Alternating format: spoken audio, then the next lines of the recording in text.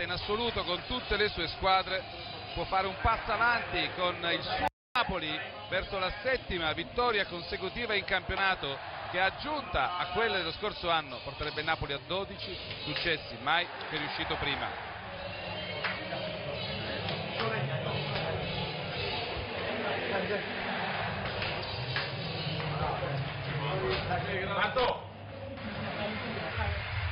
Grande concentrazione, grande convinzione tra Napoli e Cagliari, è sempre storia di gol. Lo scorso anno ben 5 nella partita in Sardegna, 3 per il Napoli qui con un gol nel finale, proprio l'uomo che vedete inquadrato.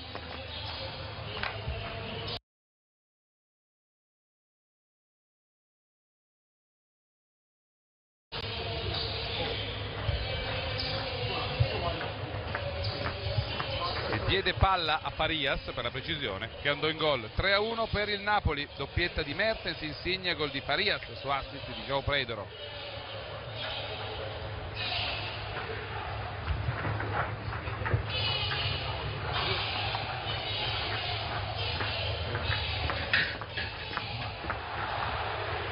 Eccolo l'ex.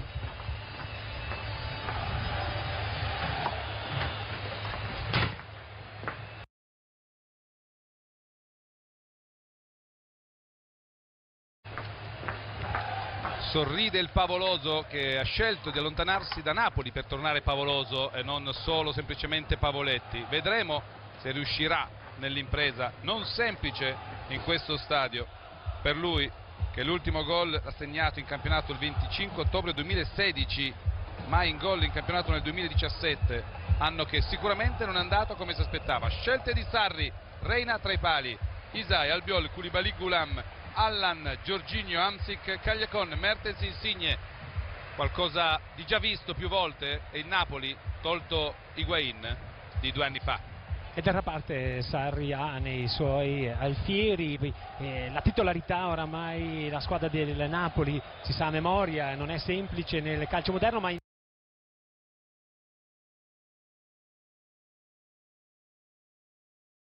Sarri ha molta fiducia in quegli 11. La risposta di Rastelli, 4-3-1-2, Cragno tra i pali, Padoin, Andreolli, Romagna, Capuano in difesa, Ionita, Cigarini, altro ex della partita, con Barella a centrocampo, João Pedro a supporto di Sau e di Pavoletti. Squalificato Pisacane nel Cagliari, indisponibile Van der Wiel e Cepitelli, così come Cossu rimasto in Sardegna. Dall'altra parte nessuno squalificato, indisponibile e uno, ma pesantissimo, Arek Milik. Esatto, devo dire che ha un po' compromesso le variabili d'attacco di questa stagione, l'infortunio di Milik.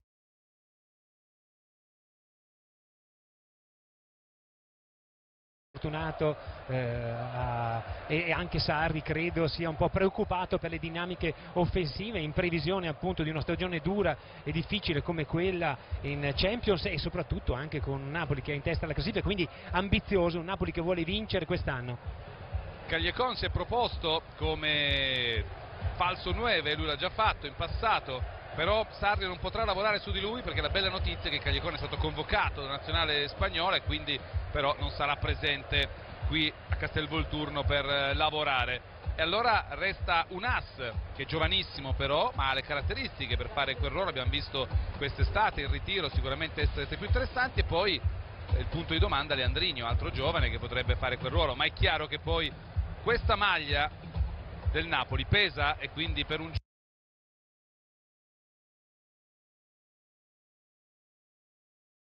giovane entrare fuori ruolo ovviamente è complicato, Aldo. Sì, anche se Sarri è un allenatore didattico che sa insegnare, quindi ha il lavoro sul campo come un mantra e può far crescere i suoi ragazzi. Credo che l'alternativa, ecco, a un Mertens prima punta sia in questo momento Cagliari. Immagini del tunnel, esclusive premium proposte dal nostro Mario Maddaloni. Attenzione alle facce del Napoli contro il Cagliari, tanti risultati importanti.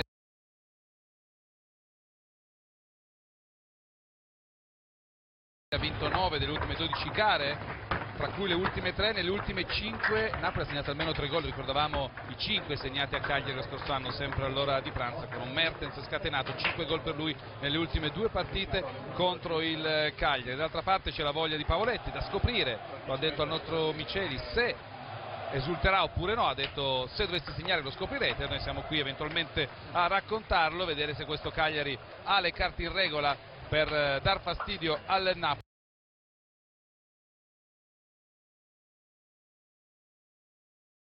Che proprio la differenza, lo ha detto anche Sarri, deve farla in queste partite che sulla carta sembrano più semplici, perché poi sugli scontri diretti il Napoli ha sempre lottato ad armi pari, però anche lo scorso anno in alcune fasi della stagione ha lasciato punti per strada. L'anno scorso pesarono i 6 punti concessi all'Atalanta, che piccola non è visto quello che sta facendo anche in Europa League, però sì, ecco, non era sicuramente una grande, mettiamola così. Il pari a pescare, però mi sembra che il Napoli quest'anno abbia un piglio diverso, sia una squadra che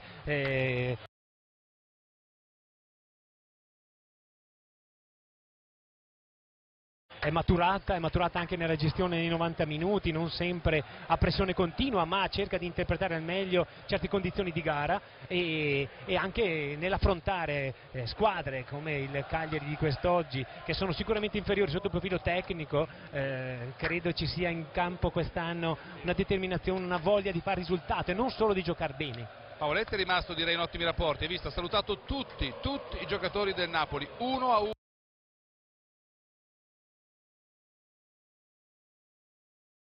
Con qualcuno, qualche scherzetto, qualche buffetto, era veramente molto carico il ritiro. Abbiamo raccontato nel prepartita quel coro pavoloso con la mano che andava verso dietro, lui diceva quello era perché mi sfottevano che andavo in panchina, io voglio che la mano vada verso l'avanti, verso la porta, verso i gol e verso una stagione importante. Vedremo se la troverà il Cagliari. Le squadre stanno per entrare sul terreno di gioco, la squadra premium è pronta, da bordo campo Angelo Radice e Miceli pronti a raccontarci tutto, le squadre sono già cariche.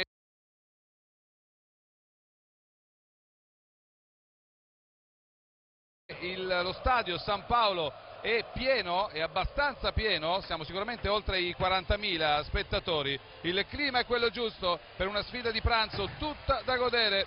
Eccoli i giocatori che entrano tra gli applausi del San Paolo, la presa del pallone, noi ci fermiamo solo per qualche istante, poi sarà Napoli-Cagliari, super spot.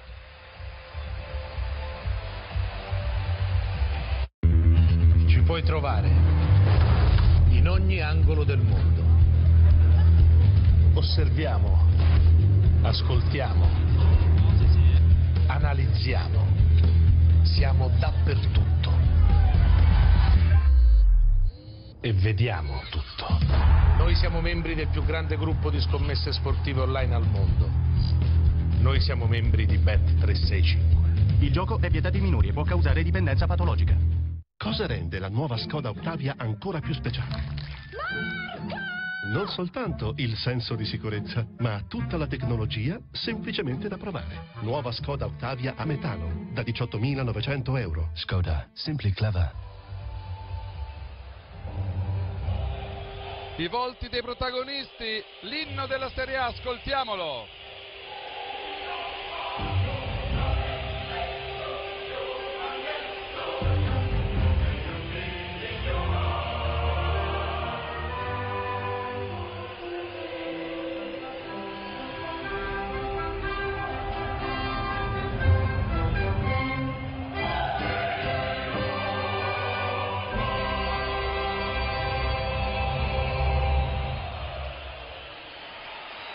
Gli applausi ora del San Paolo, gli sguardi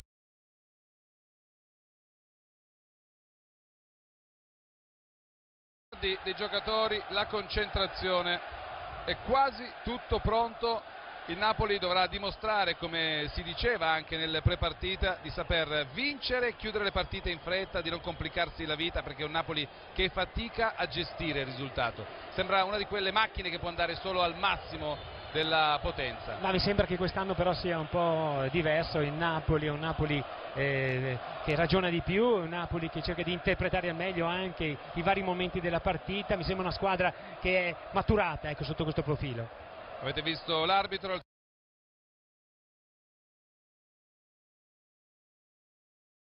signor Abisso di Palermo, gli assistenti Longo e Del Giovane, il quarto uomo Pezzuto, il VAR Calvarese, l'assistente VAR Pillitteri, perché tutto vada nel modo giusto.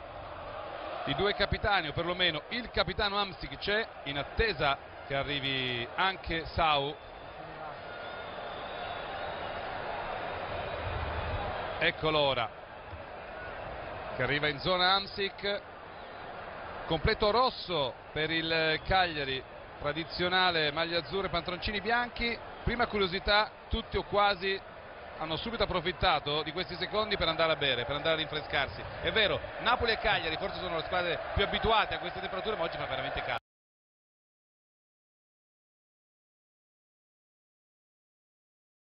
Beh, una coda d'estate questa di quest'oggi, una temperatura alta, ma comunque sono squadre oramai rodate che hanno molte partite sulle gambe e quindi io penso che non conti più di tanto. Vedremo se eventualmente inciderà. Il terreno sembra in discrete condizioni.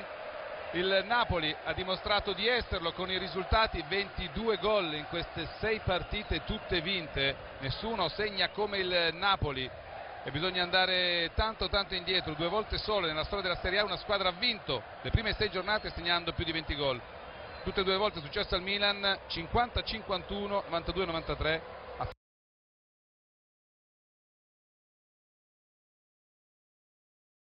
Fine anno il Milan vinse in entrambi i casi il campionato. Il Napoli ci spera, è quasi tutto pronto. Il signor Abisso dà un'occhiata agli assistenti. Primo pallone per il Napoli, Insigne e Mertens per dare il via.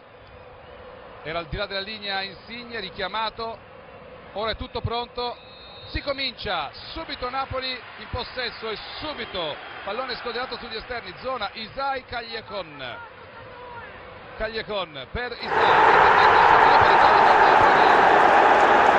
Insigne ci ha provato di testa. Ottima la combinazione, subito l'inizio classico ormai del Napoli con il lancio lungo per poi andare a duellare in alto. Cagliacon ce la fa e Isai si inserisce bene, un po' timido. Insigne che aveva anticipato per bene Padoin, però non è riuscito a colpire la palla con la fronte. 15 secondi e il Napoli già ha creato un'occasione. Cagliacon se la gioca col 4-3-1-2 Rastelli, quindi in maniera abbastanza spavalda, anche se faranno un po' fatica. Ionita, Cigarini e Barella dovranno sempre scivolare sul lato palla, perché il Napoli lavora molto bene con le coppie degli esterni, da una parte Isai Cagliacon, dall'altra Gulam Insigne, e quindi ci deve essere sempre un centrocampista a sostegno da quella parte. Ecco, qui è uscito Capuano alto, non c'era Barella, era partito in alto Cagliacon per un non nulla. Il Cagliari è riuscito a intercettare il pallone e adesso Barella prova ad andare, fermato così, calcio di punizione. Si lamentano tutti i giocatori del Napoli. È un ragazzo interessante Barella, perché a gamba riesce ad avere intensità per tutti i 90 minuti, si inserisce in avanti con disinvoltura. Primo gol per lui in Serie A proprio contro la SPAL nel 2-0 del Cagliari. Un po' a sorpresa, visto com'era partito il Cagliari e com'era partita la SPAL.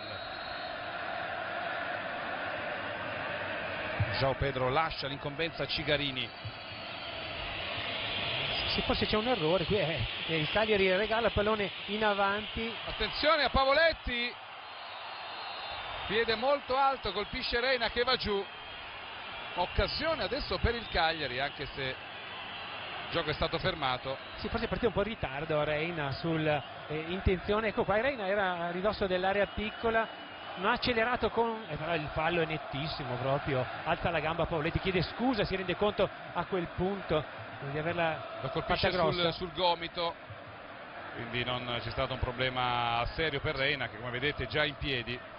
E pressione alta del Cagliari, sono proprio a ridosso dell'area di rigore.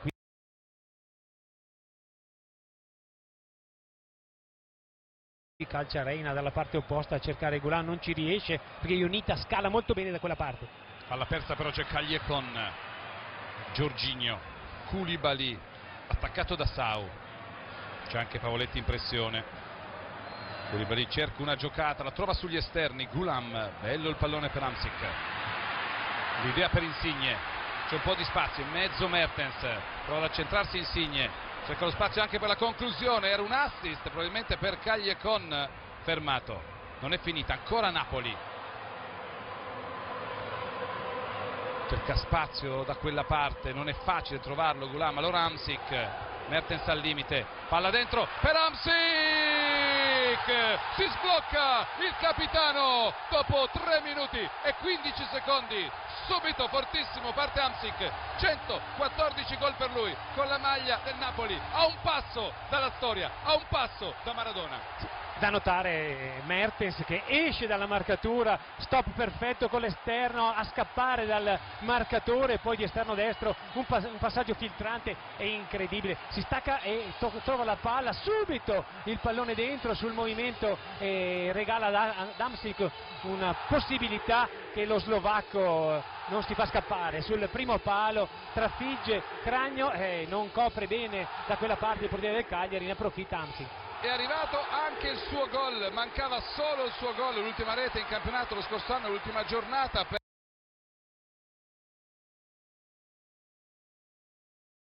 per Hamsik contro la Sampdoria.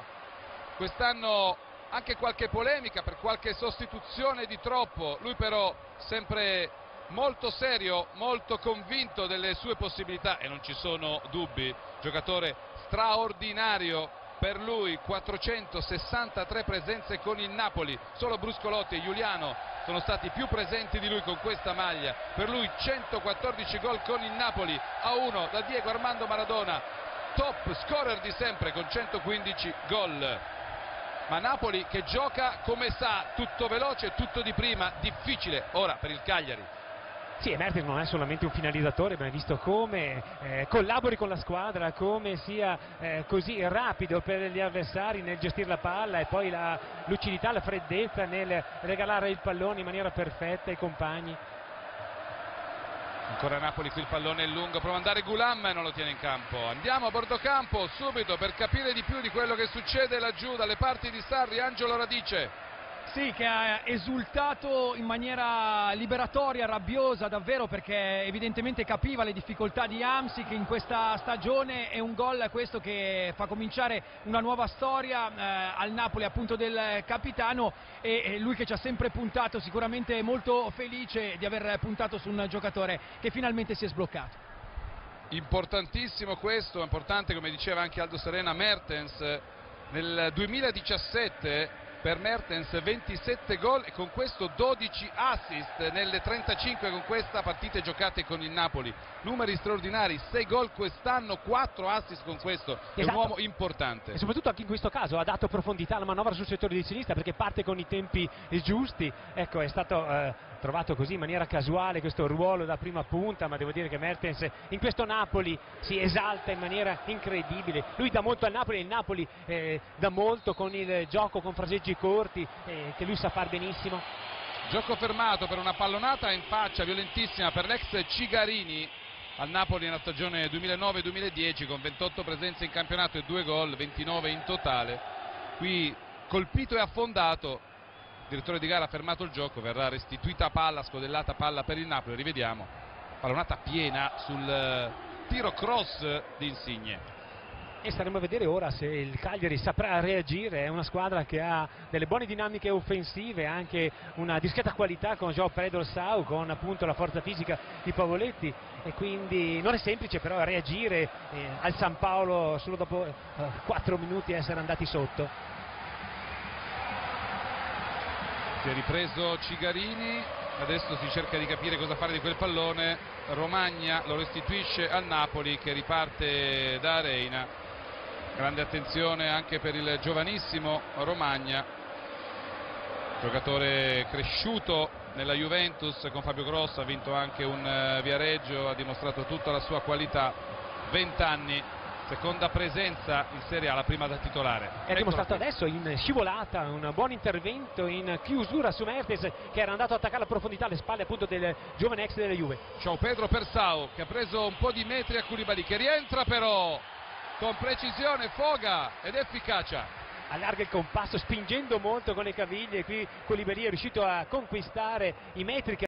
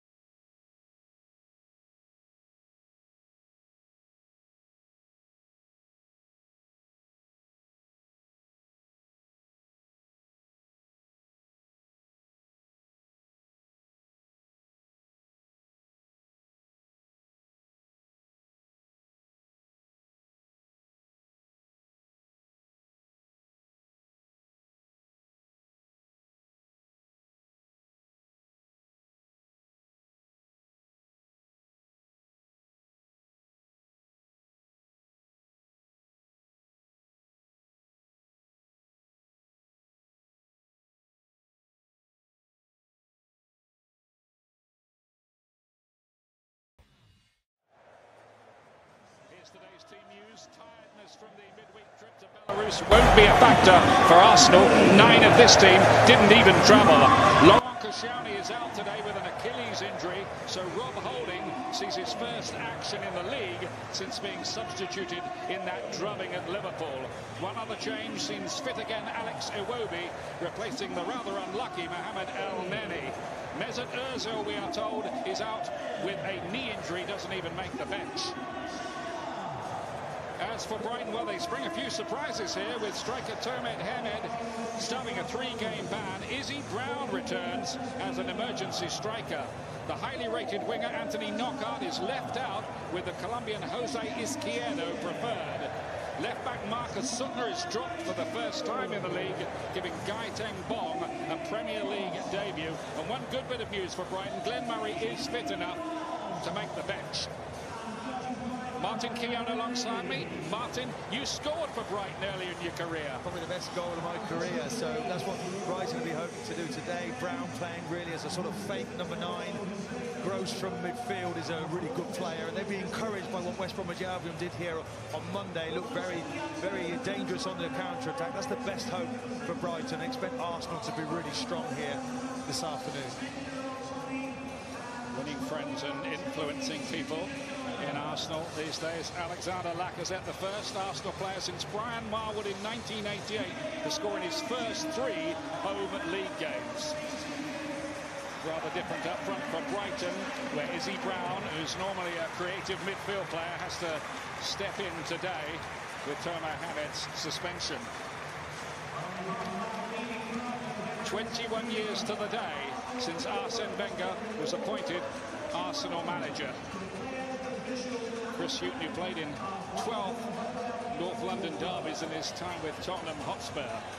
This programme, by the way, also available for BT TV customers on BT Sport 4K UHD, channel number 433, and presented.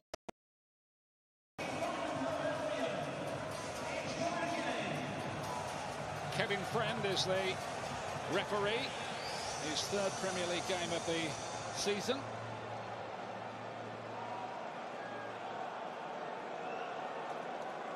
So all set to go on this carefully manicured surface at the Emirates, where Arsenal have won their last 8 games in the Premier League. Although they did have 1 or 2 dodgy moments the other day against West Bromwich Albion in the first half, including getting away with what looked a stonewall penalty. They certainly did, and very good performance away from home in the previous game, which was Chelsea, but 1 or 2 dangerous moments for Arsenal. But today, I mean, already you can see that Brighton are just sitting right off and letting Arsenal dictate. Here's Monreal. One thing Brighton have been so far, and they've picked up 7 points, which is a pretty useful start really for them after that 1-0 win against Newcastle last week, as they've been very hard to break down, and they might be here again as well. Izzy Brown's first involvement back in the team today. He was injured on the opening day against Manchester City. It's a pretty unusual role for him. There might be times when this resembles attack v defence. Straight away, Lacazette, what a shot! Cracks back off the post. Wow, that was a turbocharged effort from the French striker. Well, it's a dangerous game. Brighton are playing very deep, but look at this for a strike. Thunders that in. Sanchez just can't follow up. Beautiful strike. With a short backlift as well, that was something. 4 goals in 3 Premier Stadium. He's very much a ruthless type finisher, there's no doubt. Very different to Giroud, of course. Giroud keeping him out of the national French team. Of course, they got internationals coming up, but Lacazette really announced himself well at Arsenal so far. I just feel that Brighton, though, they've got to press the ball higher. They've got to have that threat. We talked about West Bromwich Albion. They had that on the break, but they didn't play quite as deep as this. Sanchez going down. He's still waiting to score his first Premier League goal of the season.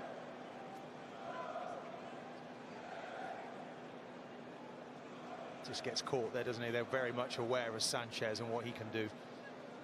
think it's difficult when you've been a Championship player. You come up into the Premier League, and you need that good performance. They've been good at home, Brighton, but not away from home.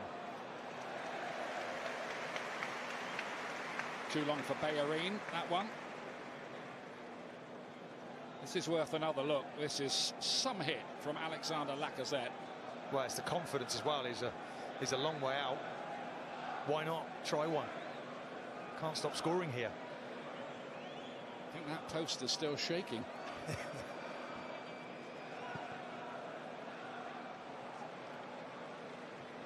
Xhaka rather mistimed his effort. Izquierdo lays it inside, and here's Izzy Brown. Given away that time by Davy Pröpper in midfield. Can't afford to be doing that, and everybody having to funnel back quickly here for Brighton to get back in shape. They're not all back yet either, and here's Xhaka. Bellerin to Holding. Gets the nod today with Koscielny out with an Achilles injury.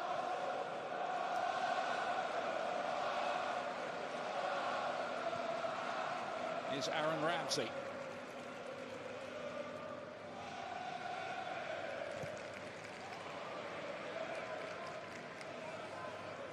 Fantastic support here for Brighton. Everybody who could get a ticket has got one. There'll be plenty who are disappointed as well. Monreal has been terrific recently for Arsenal, including a great clearance off the line the other day. Lacazette on towards Iwobi. Tough tackling in that defence. Yellow shirts everywhere. Just interesting. Pröpper lost that ball about 50 passes ago, and that's the difference. You've been in the Championship, you come to the Premier League, you've got to take care of the ball, certainly when you come to the Emirates. Brighton do get a free kick.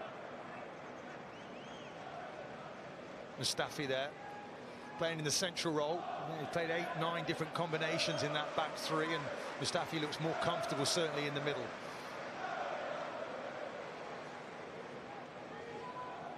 Both Dunk and Duffy, the central defenders, have come forward for this free kick to be taken by Pascal Gross. Flicked on by Brown. Well, it's a dangerous ball in, but it's the first man not doing his job in the Arsenal defence there. As you can see, Brown gets in front of him. I think it's Xhaka. Should be the spare man. Pascal Brown, who made his Brown made his Premier League debut when he was just 16 years of age. So many Chelsea players out on loan, isn't there, all around the place. Sanchez, tight turning circle, typical of him. Iwobi, lovely ball. Bellerin, great work by Dunk there, making his 200th appearance for Brighton in the centre of that defence. Does well, doesn't he, Dunk? Lacazette trying to get across the face of him. Good little ball there from Iwobi. Good defending. This is Gaëtan Bong, left back, brought into the side today for a Premier League debut in place of Marcus Suttner. One of the surprises in Chris Hughton's lineup here. He did play in the World Cup for Cameroon back in 2010. Xhaka to feed it wide. Kolasinac inside to Sanchez. Ramsey was on the move there, trying to get into the gap between the central defenders. Never quite got to him. Now Iwobi.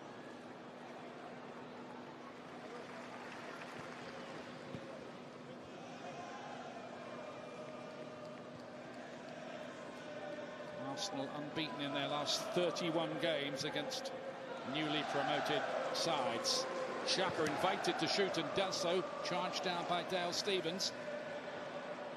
It's interesting, Wenger saying they're now a new team since that disaster against Liverpool, and I think Iwobi, with no Ozil now involved, Kolasinac on that left-hand side, they look really strong. There's a better balance certainly to the Arsenal team at the moment.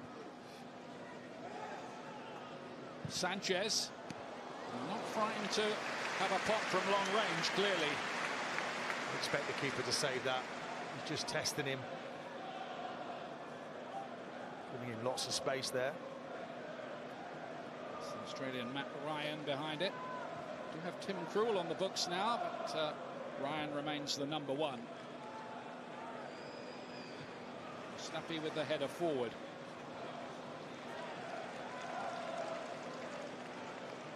is Bong. Izquierdo has got some pace, the Colombian. First time he started in the Premier League today.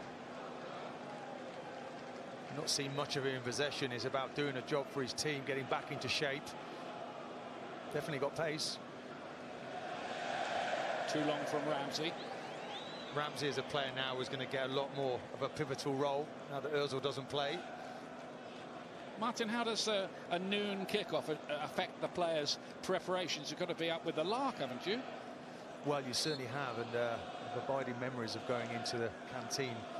Bolognese, spaghetti bolognese at 8 o'clock in the morning didn't go down well with me, put it that way. Wenger was very insistent that you stuck to the routine and ate the same foods. Spag bol at 8 a.m. Certainly, yeah. Oh, a piece of toast was good enough for me. Cup of tea. You weren't force-fed it then? No, it felt like that. Just the smell of it going into the canteen, it was enough. Footballers are creatures of habits. It does create one or two difficulties. Here's Kolasinac up towards Sanchez. No, that was part of the revolution from Wenger, wasn't it? The diet and the supplements and stretching, and all of it made you feel like Superman. You weren't sure which one of it did you need to drop. So he did everything. Well, you know, players like Lee Dixon and Tony Adams said it extended their careers, all of that. Oh, for sure, there's no doubt.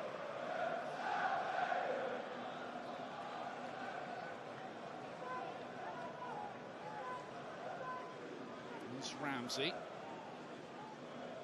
Maybe Mohamed Al-Neni, who played against West Brom and played very well the other night, will feel himself a little unlucky to be left out. Here's Kolasinac.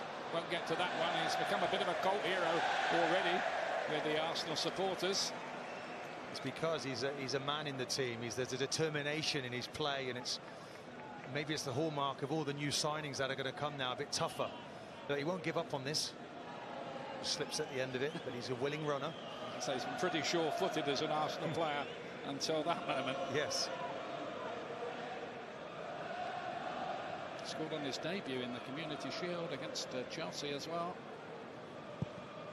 You get the feeling he's here to make things happen, to make his mark at a football club. That's what you're here for, you know, make something happen, make sure they remember you when you leave. Because one day everyone leaves, even the great Sir Arsene Wenger will have to leave one day. Sure? No, I'm not completely sure, but he's certainly not at the beginning of his Arsenal career. Here's Monreal now for Arsenal into Granit Xhaka. Now Rob Holding. A little bit tight, very tigerish, good concentration, well drilled. Brighton. Manchester City took a long time to break them down, remember, on the opening day, and they haven't conceded more than 2 in any match yet. Just in their Pong as well. He wants to play, he doesn't panic. You can see he's an international. Big game for him coming in here. Flicked on by Brown. One's making that run from deep.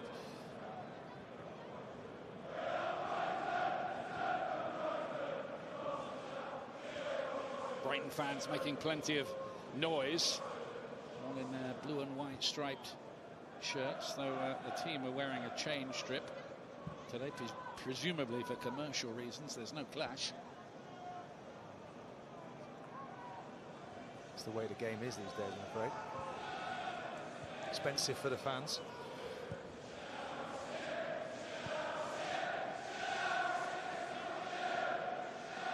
Mustafi to Holding. Those are the only 2 players who travelled to Belarus in midweek, where Arsenal won again in the Europa League. Monreal's looking for a 1-2. Ramsey. Bellerin, all very tight in there. Just going to take a little bit of magic or invention from somebody, and of course Arsenal do have 1 or 2 players who possess those qualities. They do. Very central. Width being created by Bellerin.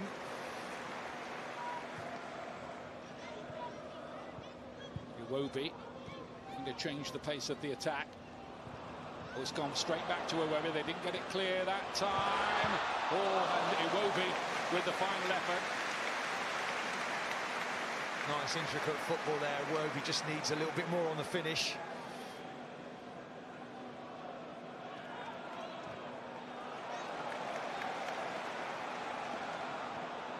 Ramsey.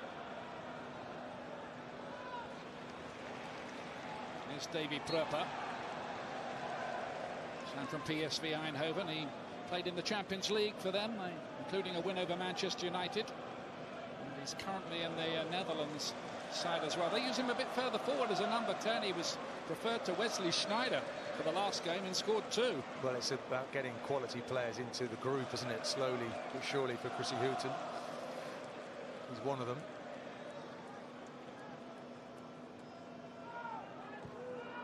Stevens picks out Gross.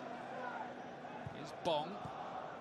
Brighton line 14th at the start of play. If they won here and caused a big shock, they'd be in the top half. Sometimes, you know, I think it's mentality. Gross has received that ball in a good position and then goes straight back. You've got to punish and need to pose a threat wherever they can, Brighton. Don't be frightened to go and play.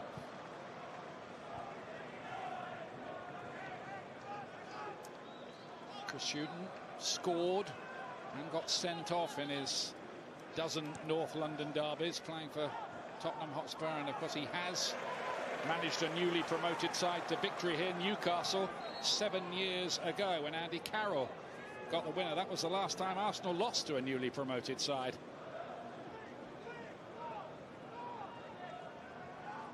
Well, he'd be desperate to beat Arsenal, wouldn't he? His track record as a player, he was quite a tasty individual as well. Put his foot in, as did his brother. So he knows both sides of the game. Been successful as a manager. Would love to get something here today.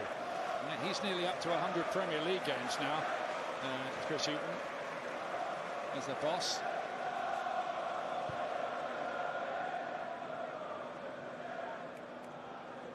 Monreal here for Arsenal.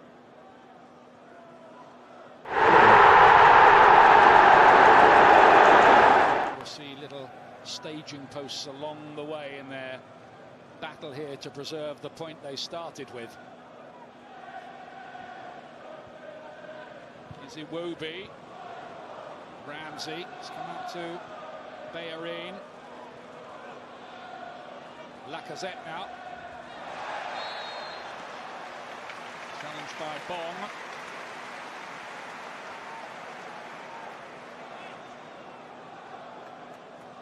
Izquierdo, I think, was it in the end, just makes the silly challenge, typical almost of a striker coming back.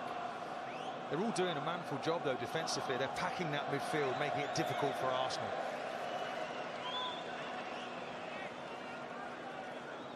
Granit Xhaka's left foot, and you'd imagine he's going to really fizz this in there.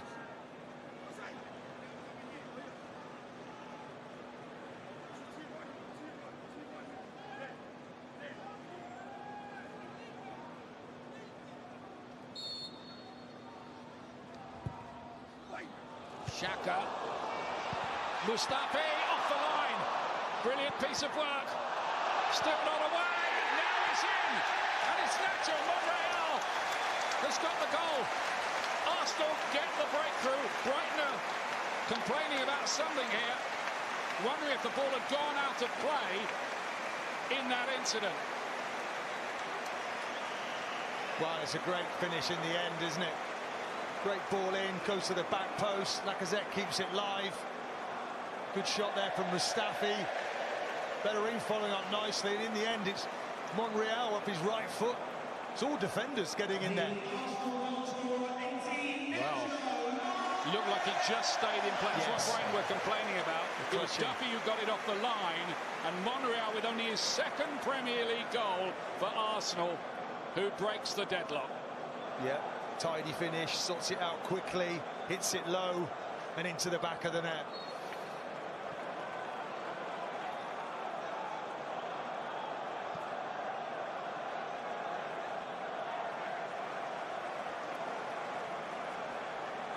Pascal Gross got booked, presumably in the complaints after the goal. Just to keep you up to date with that.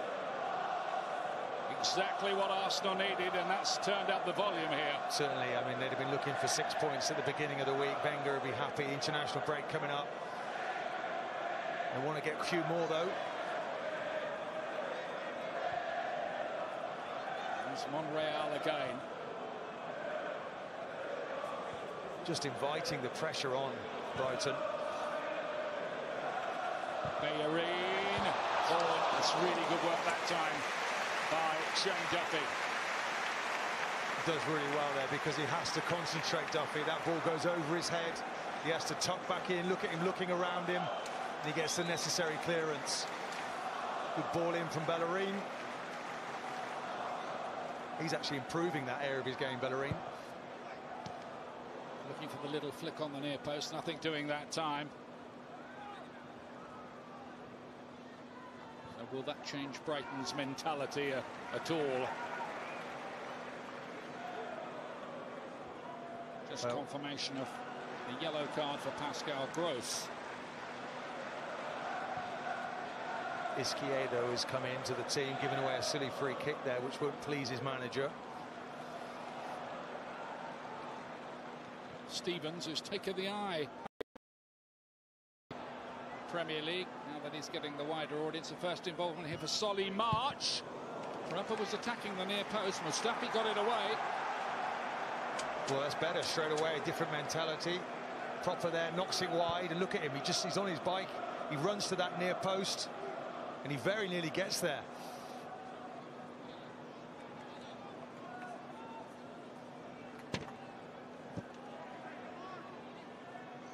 Brighton might be forced out of their shell a little more. Corner kick check. Goes with the punch. Good one too. Back in there, and he's held that. Under a little bit of pressure from Lewis Dunk.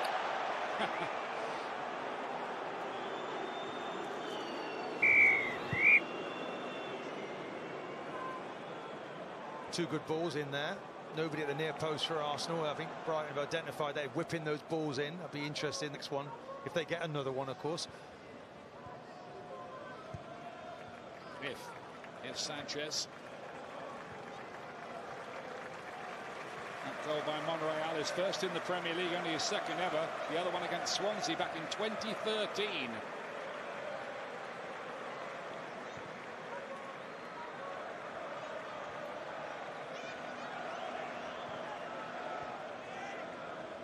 It takes a bit of the pressure off Arsenal, doesn't it, Martin? It does, and it frees up that creative thinking that they have and that technique. They would practice this. I mean, we're certainly in our day with practices with mannequins. We might put 20 mannequins at the edge of the box and try and find the angles, the movement, the passing quickly, all one touch, two touch play. Of course, the mannequins don't move, do they? It's Sanchez.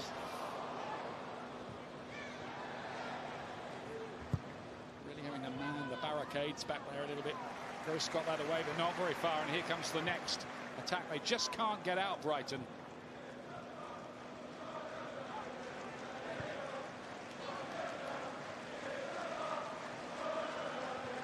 Monreal up towards Kolasinac. The message from Wenger always used to be move it quickly, keep it on the carpet. If you can't get in one side, come out. You keep pulling the team around. You've got to have that central player though that wants to receive it. Xhaka with a little chip. Kolasinac, did that touch his hand? Lacazette wanted to get in on the action there. Now can Brighton break quickly? Here's Izquierdo. Good looking ball that towards Davy Prepper, who certainly was fouled by Kolasinac, but clumsy more than anything else. Yeah, but it's good play from Brighton, prepared to make that run from deep. Diagonal pass for over there. He gets the foul because he's had the energy to travel 30 yards up the pitch.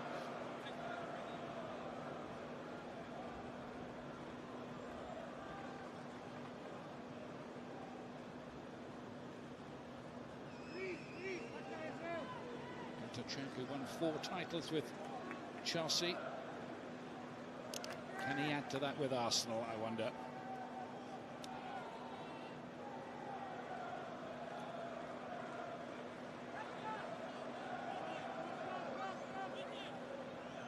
So let's see what Brighton can cook up here.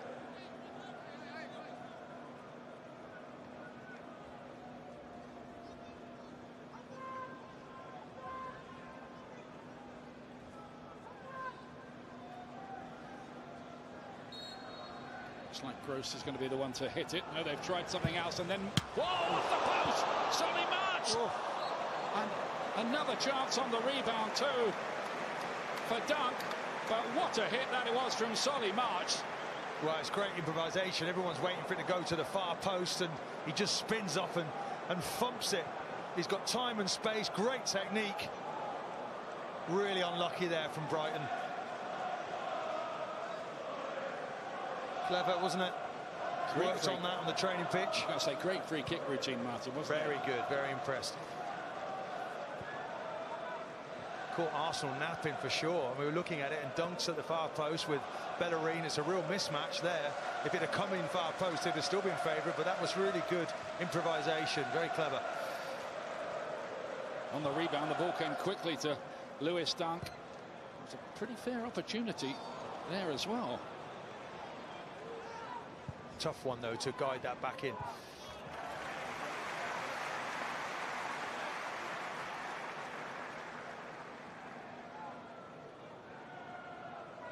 And the long-serving Lewis Dunk has been with the club 8 years, had an opportunity, one he wouldn't have been expecting there. The goal was open for a moment. It did come to him quickly. Escaping, yeah, it was. It was an opportunity.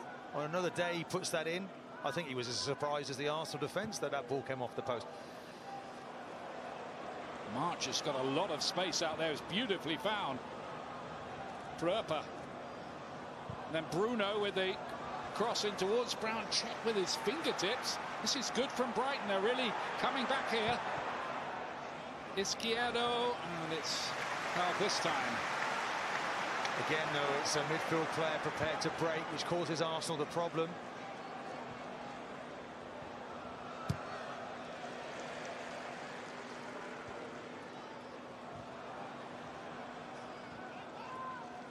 Stevens. It's as if the goal against has freed Brighton up a little bit, isn't it? Shackles are off now. Well, I'm sure they thought, and the way they prepared for this game, for a scenario ready from them since the goal went in. Pröper to March again. Solly March has already scored Brighton's only away goal so far at Bournemouth. It ended up in a 2-1 defeat, but he nearly added to his tally there. A player who was signed a few years ago from non-league Lewis, the little town not too far from Brighton. Incredible, isn't it? He looks a decent player. When he's running with the ball, he's dangerous. Just if you can get in behind Xhaka, it doesn't seem as if he wants to get back. Doesn't have that mobility in that Arsenal midfield.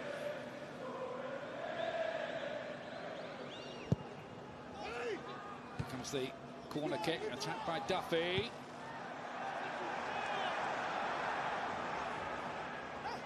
Bellerin just about keeping it in play. No, he didn't. He got that wrong, didn't he? Well, was it out? Don't know if it was.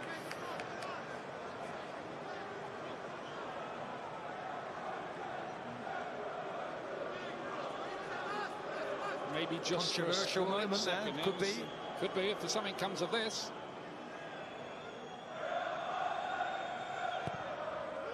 Gross in charge of all the set pieces.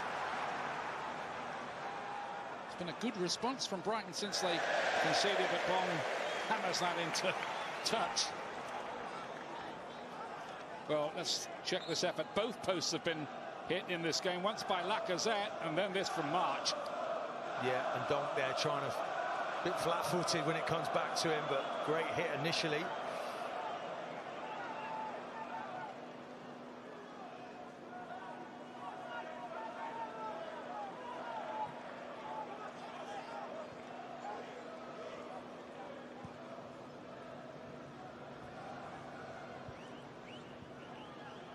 Just changed the dynamic of this game strategically, that Arsenal goal. It probably makes it a much better game for the neutral. Not that there are many of those in here, apart from you and me. Yeah, exactly. I just feel for Brighton here that they're just quite happy just to sit off. I'd like to see them test Arsenal and try to press a little bit better. And then when they do win it, they're much closer to the Arsenal goal. Of course, they win it now, and they've got to look how far they've got to go through all these different compartments. They're doing it, though, here. Izquierdo.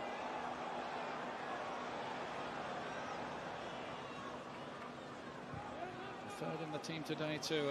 Anthony Knockout, with Mark switching to the right-hand side for this assignment. Here's Iwobi though for Arsenal. Little shot from Stevens. Iwobi, very strong, still going, and got his shot in too.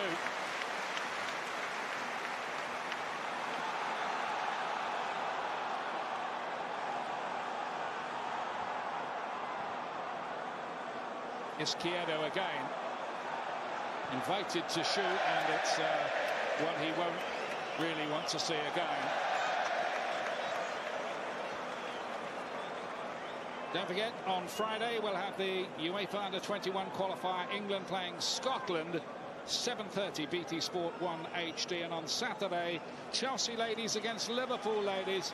That's Saturday at midday on BT Sport 1 HD. Just that last ball there from Izquierdo. I mean, just pass it to March out on the right-hand side. Gross looking for the reverse ball. They're trying to get March into the game as much as they can on that side. When he's running in that area, isn't he, just behind the Arsenal midfield, and he's showing good ability. It's an errant ball from Aaron Ramsey.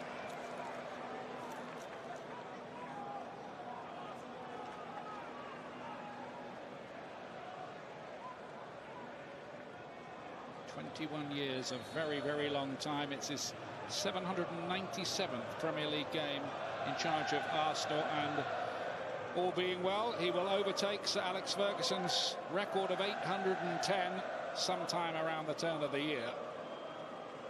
He's seen it all, Wenger, hasn't he?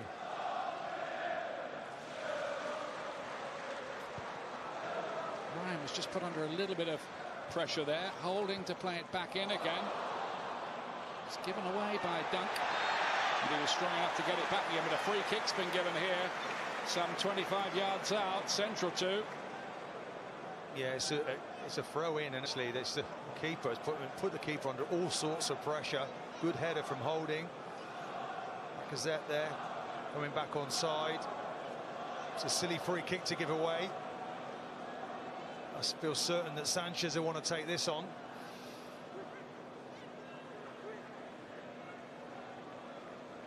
Xhaka on the ball with him. This would do his confidence the world of good.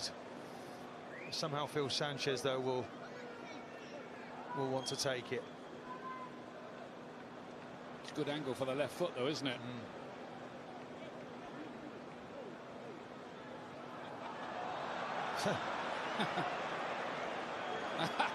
Well, he's got to be careful here. The referee is saying that's the blade of grass that I've... Well, it's comic cuts, really. Well, I think he's telling him, if you move that ball again, well, I'm going to book you. And he's just moved it. Yeah. It's not as far this time, though. Dancing with danger a little bit. It is Xhaka, and the wall's done its job pretty well. Somebody will have a headache, though.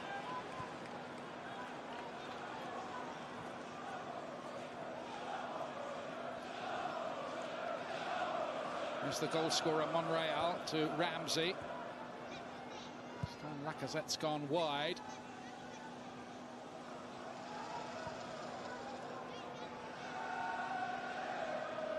Holding got his first Arsenal goal in midweek in Belarus against Bate Borisov. Getting plenty of games now, Holding. Shawney's going to be out for a little while. It's important that he comes in and does well. Sanchez. So congested in there, isn't it? Sanchez just staying up the middle. The ball was given away. Ramsey, just for a moment there, Brighton had got themselves into difficulties. It's almost like a training session, of defence versus attack. Away by Shane Duffy, the Republic of Ireland player. Well, it really is. It feels like a training session. I mean, Duffy there, look, he just clears it. For me, that should be heading that out for a throw-in, not for a corner. It's a little bit sloppy. He's inviting pressure. Didn't look far from Dunk's arm as he put it up there, did it? That? Yeah, Ramsey was looking for the volley, lost his balance a little. Monreal trying to keep it going. Hooked away by Solly March for Brighton Hove Albion.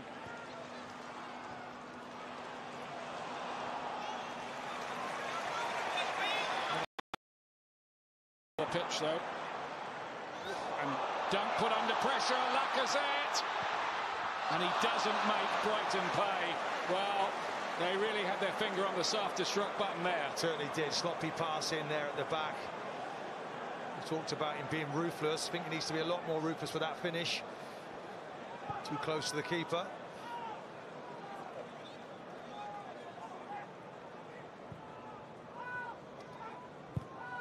Bong towards Brown.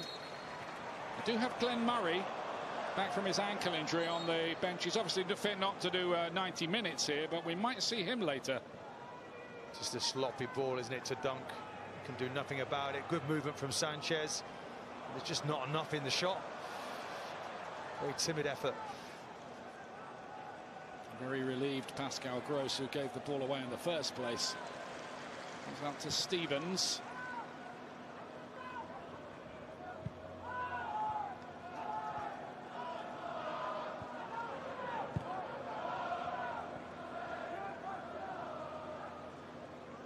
Stevens, and again it's sloppy pass. They've done that a lot here, Brighton, and they can ill afford it.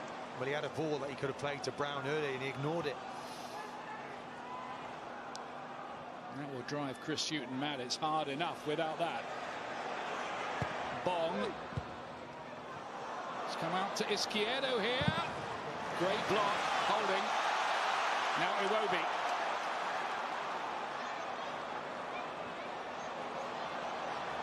Stevens tries to fend him up. Very strong. It's good play that by Stevens. Really good. Does well, Stevens. Iwobi, though, just a little more craft than that.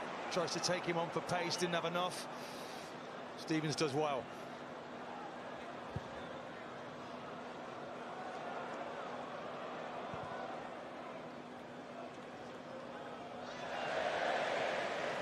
Bruno won't be able to keep that in play. The veteran defender. Again, Stevens doesn't play it forward. Brown's making some really good runs off the ball, and Brighton midfield just aren't looking at him.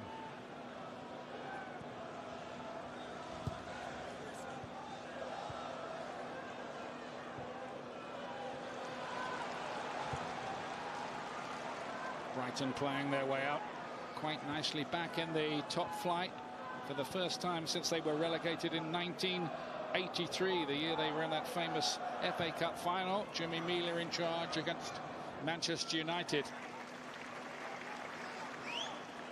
Great to see Brighton back into the big time. Be forever grateful for making my debut with them back in '85. Great club to play for. Yeah, I'd forgotten you were on loan there. Yeah, great, good days back. Some great players back. Danny Wilson and Jimmy Case was there. Joe Corrigan, a whole host of top players. Dean Saunders even was there with me. I'd forgotten that. You might have forgotten I played up front there as well, so I certainly won't forget it. There must have been a few injured that day. You're not wrong. Here's Monreal. Granit Xhaka.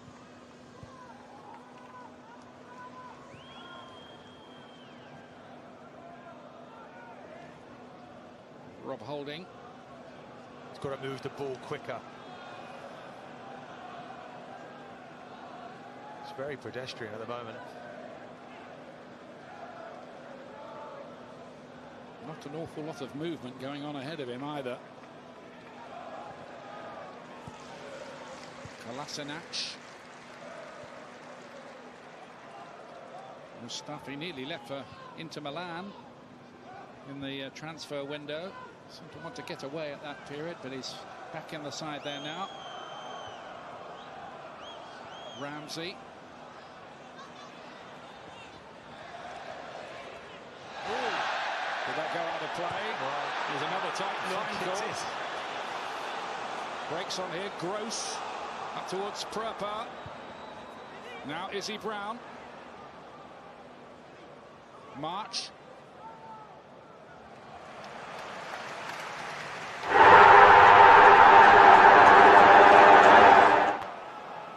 I think if they get to half-time with it just being 1, they'll be quite happy, Brighton. Oof, dear. Sanchez spinning too fast, really, as the challenge came in from Duffy.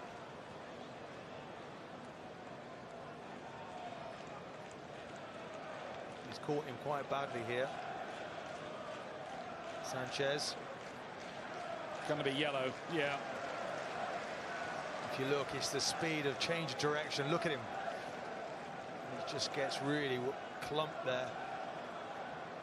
Oof.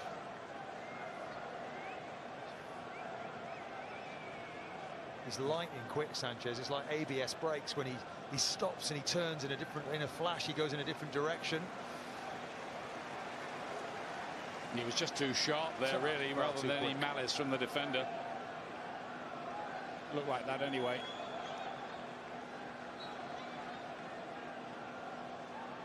Moving a bit gingerly there, Alexis Sanchez.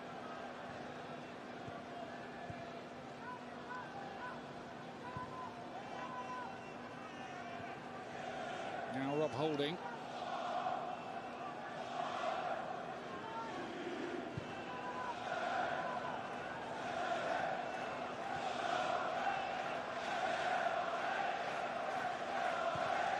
Made off by Lacazette, who hit the post with that thundering effort in the opening moments of the game.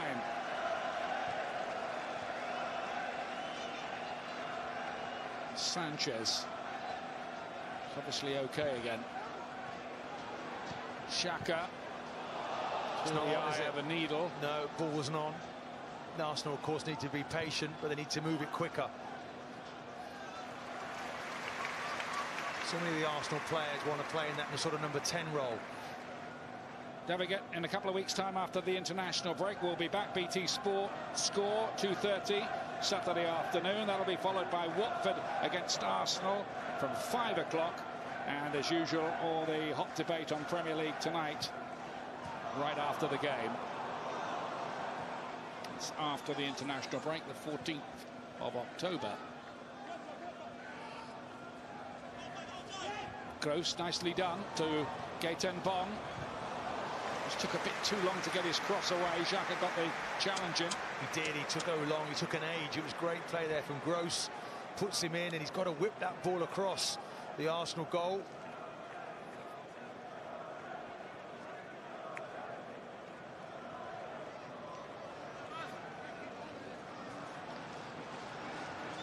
Well, they've had their moments so far. Brighton in forays forward. They've been sporadic. And here comes the corner kick. Oh, Chet's missed that completely. Dunk was waiting. March trying to thread a way through. And now there's a break led by Alexis Sanchez. It's 4 against 3 for the moment. It's Bellerin turning up and Kolasinac towards Ramsey. Brilliant save by Ryan. Brilliant. Fantastic break there from I like the red arrows there.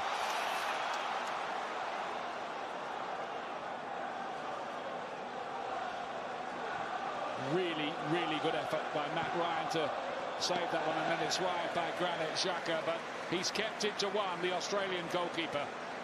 Well, it's just a corner, isn't it? And it's a break from Sanchez. Bellerin giving that pace on the outside. Kolasinac as well then. The overlap. And it comes to Ramsey, and you think it's in the back of the net. What a save that is from the keeper. He's almost on his own there against 5 Arsenal attackers, the keeper.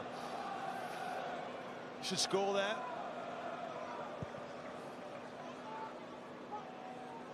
Just the last bit of his boot that did the job, but everything counts for a goalkeeper in that situation. Izquierdo to Gross. Gross created more chances in the Bundesliga than any other player last year. It's interesting. For a couple of $500,000 from English. Interesting you should say that, but he's turned his back on quite a few passes today already in the game. And if he just had a little bit more confidence and a more awareness when he gets the ball, he could be a real threat for Brighton, certainly with his assists. And he scored a couple against West Bromwich Albion. He's set up a couple, 2 for them so far this season.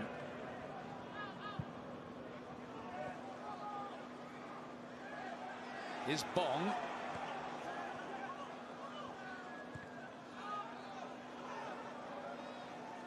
Stevens danced easily through Lacazette's challenge, if that's what it was. And then Bruno's unable to keep it in play. He's celebrating his 37th birthday today, the right back. Currently the oldest player to appear in the Premier League this season going into the weekend. Some achievement. Takes his eye off that one classic. Look to see where he's going to pass it and forgets to control it.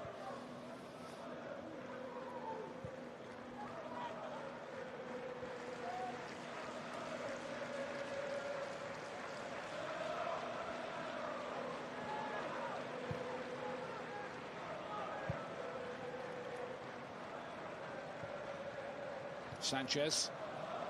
Bit sloppy there, Sanchez. Is Brown. Brighton know they've got to get players past Brown, who's in that false 9 position. Bong here, up towards Izquierdo. He's been quite lively so far. He won that ball as well, and Pröper looking to bend one to the top corner, couldn't keep it down. Not bad effort here. Again, good pace from the back. Mustafi could deal with this, but he doesn't. Takes a liberty. They keep it live, and Pröper there. He just can't get enough whip on that to test Petr Cech in goal. Pröper does have the ability to score a goal like that. He was fairly prolific in his time with PSV Eindhoven. Brighton are using him a little deeper. But you can see when he gets into those areas, he wants to test the keeper. I would be encouraging that if I was Chrissy Houghton at half-time.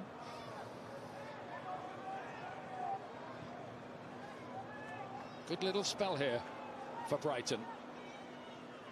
As half-time approaches, Bruno, Pröper, nicely done. Bruno again. Pröper couldn't touch it. I think he knew he was offside. I think Bruno feels he was impeded there.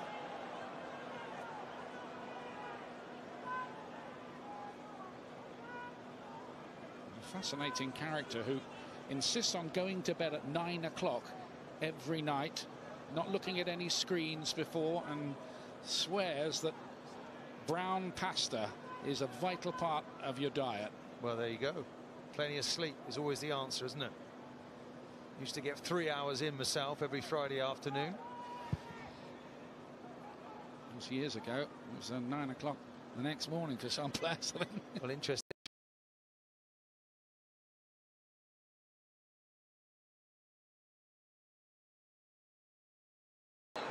Maybe they just didn't want to open the door and let me in. Very possibly.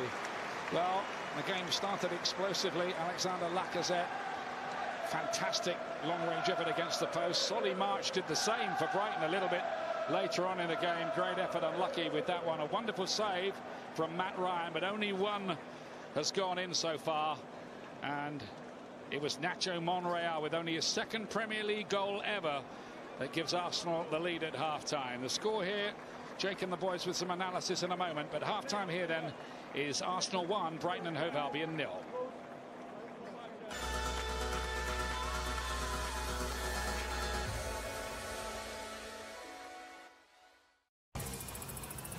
This programme is sponsored by Bet365.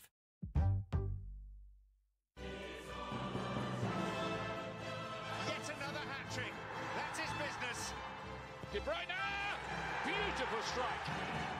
Really nicely done. That's an excellent goal from Liverpool.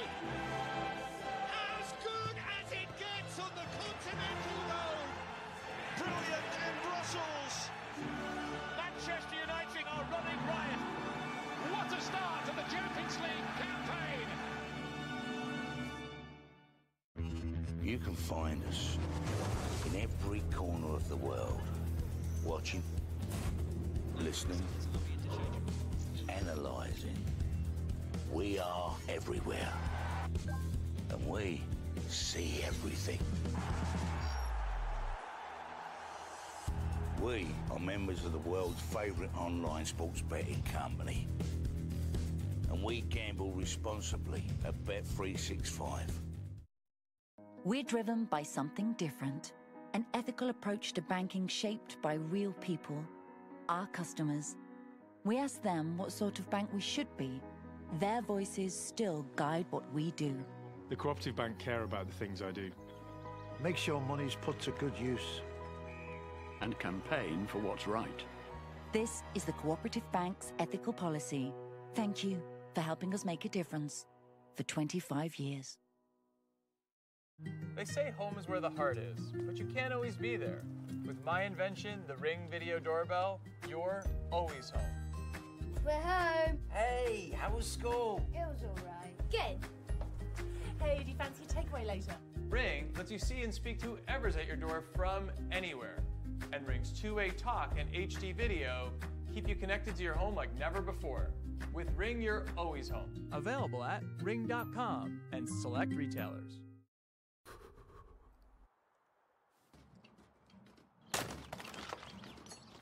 Debs, the boiler's gone. There's no good time for your boiler to go. .co.uk. We've just won the Domestic Heating Contractor of the Year award, which means you can always rely on HelpLink to recommend and fit the right boiler for your home. So go to helplink.co.uk for a free online quote now. Boiler on the blink, think HelpLink. A world first in higher education. UCFB Wembley and UCFB Etihad campus. University degrees in the football, sport and events industries. An unrivaled business network and professional work experience. UCFB, your future in the world of sport.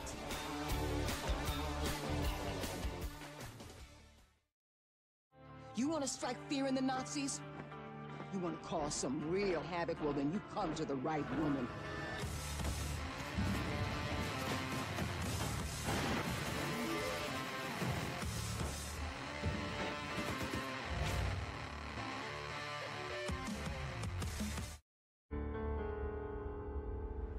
Be one with innovation and embrace victory. Hanguk Tar and Real Madrid. Together as one. Be one with it. Hanguk Tar, global partner of Real Madrid. There's bingo, and then there's Bet365 bingo.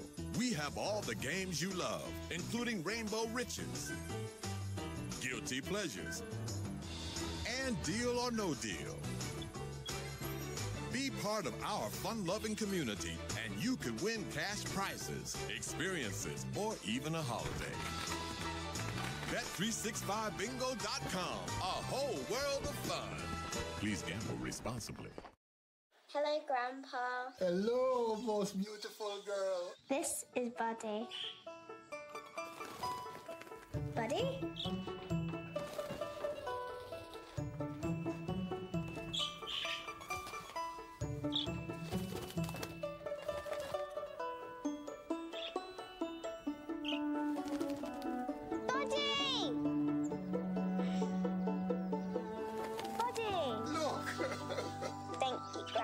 You're welcome, Princess. Stay connected with BT Infinity. Faster Wi-Fi around your home than major UK broadband providers. Be there. BT.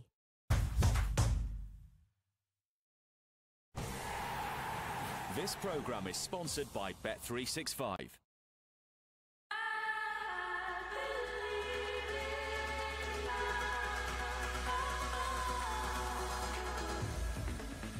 Arsenal lead, they could have had more than one, mind you. Brighton with a couple of chances as well. Just to remind you that straight after us, we've got live Aviva Premiership action. Wasps against Bath gets going here on BT Sport 1 and in 4K Ultra HD at 2:30. Well, Michael, we spoke about Lacazette ahead of this game, and it was almost the perfect start for him, wasn't it? Within seconds. I don't think it took a genius to work out how the game was going to pan out in terms of Brighton, how they were going to defend, and Arsenal probing for spaces. You don't often find a space in the centre of the pitch like this so early on. But it was a fantastic first touch with the left, and then he thumps it with his right. You see all the bodies around Lacazette, but it's just a quick touch and a quick shot, and it rattles the post. And we saw their 34% possession for Brighton. We knew they wouldn't have much of the ball, but the way they set themselves up for this game was crystal clear from minute one, wasn't it? Yeah, as Martin Keown said in commentary, very deep, well organised. Hardly any space between the lines. Look, in that situation, it's like a 4-5-1. So Gross has dropped in to make, the three in the middle of the park. Deep, good communication here. This is the goal. Obviously, all the blocks are throwing the bodies on line, which you've got to do when they come here. It seemed every ricochet, Michael, went to an Arsenal player, but the ball didn't go out of play. Good decision from the linesman. And you're certain about that? Well, I think that shows that the full ball didn't. There was a couple of controversial moments in the first half where we were discussing whether the ball went in or out, but it was unfortunate from Brighton's point of view, because every time the ball dropped, it seemed to go for another Arsenal player. There was another shot blocked and another shot blocked, and then finally, on a rare occasion, Monreal scores. They were frustrated about that as well, Brighton. Pascal Gross getting a yellow card for his protestations. But actually, it changed the way Brighton approached the game, going a goal down, didn't it? Yeah, they have to try and get that equaliser, but this is probably the first occasion when they had people willing to run forward. Look, they've got 3 or 4 men running forward there. They get a free kick, and what a free kick it was, Michael. It was another ball that rattles the post. A great strike from Solly March. And I just think that attack that led up to the free kick is exactly what Brighton needs. But the problem, or the key element when you're trying to counter-attack like that, is the first ball and the first, Izzy Brown, say, holding the ball up. He's got to hold it up perfectly to then build a foundation for them to attack. And then, as I said at the start of the game,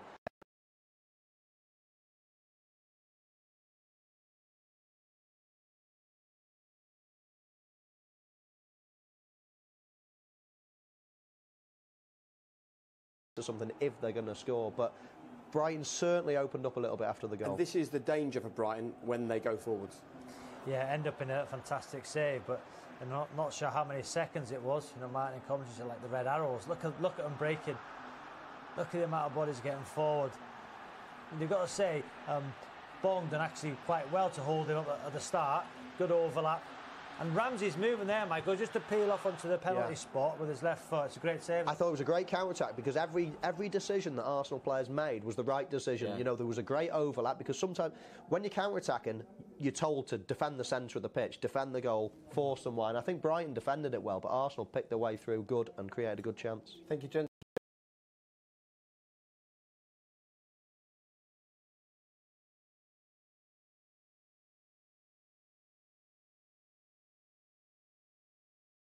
Goal to nil, but I don't think Chris Hughton will be too frustrated, despite the fact that Nacho Monreal has scored his first Premier League goal for 4 years. Brighton are still in this and showing some ambition as well. See you for the second half next.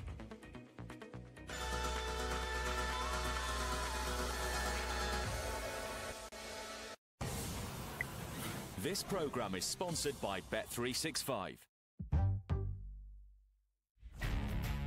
Football. 90 minutes where anything can happen.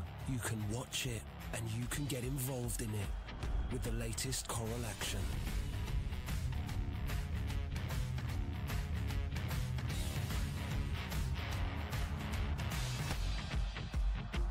Coral. Jump in. Available from App Store and now Google Play. When the fun stops, stop. We strive toward this dream of peace, where all species can share common ground, yet no dream will protect us from you. We have been waiting for someone worthy of our attention.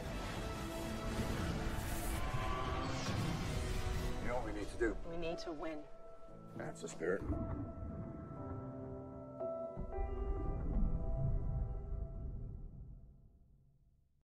In the early 80s, 2 guys were born. Their names were Jeff and Andy. They grew up, developed facial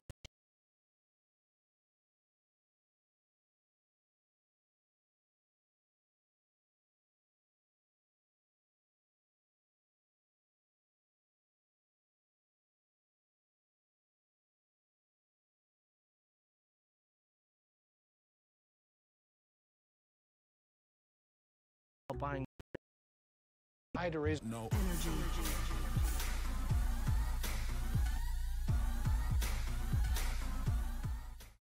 Find your next destination with Kayak Explore. Just select your budget, what you want to do, and we'll show you the places that match. Try it now on kayak.co.uk. Save up to 60% in the Dreams price drop. And there's also free delivery. But hurry, the Dreams price drop ends Tuesday. That's what dreams are made of.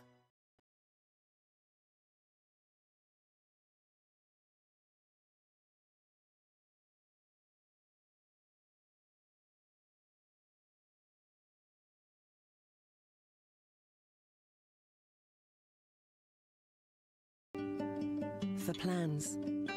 For 200 years.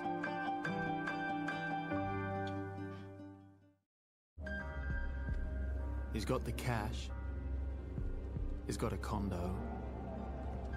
He's got a car. He's got a career. But that still doesn't mean he gets you. Time to shine. Extra.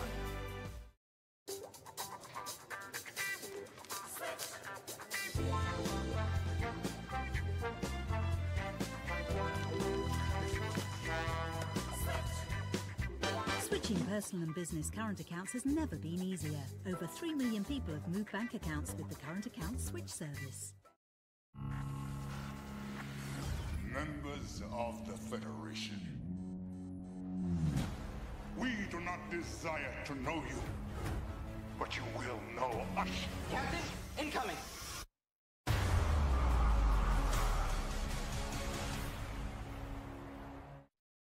Love Kit Kat? Love peanut butter? Then your dreams are about to come true. New Kit Kat Bites Peanut Butter.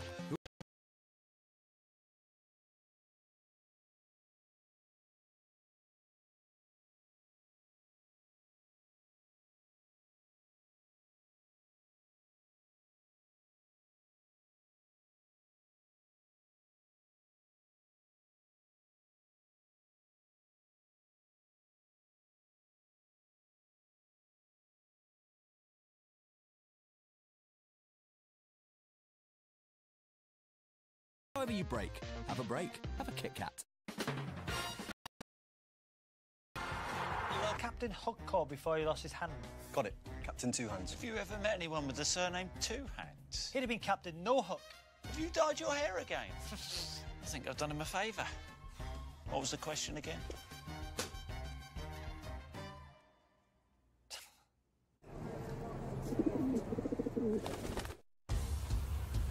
This programme is sponsored by Bet365.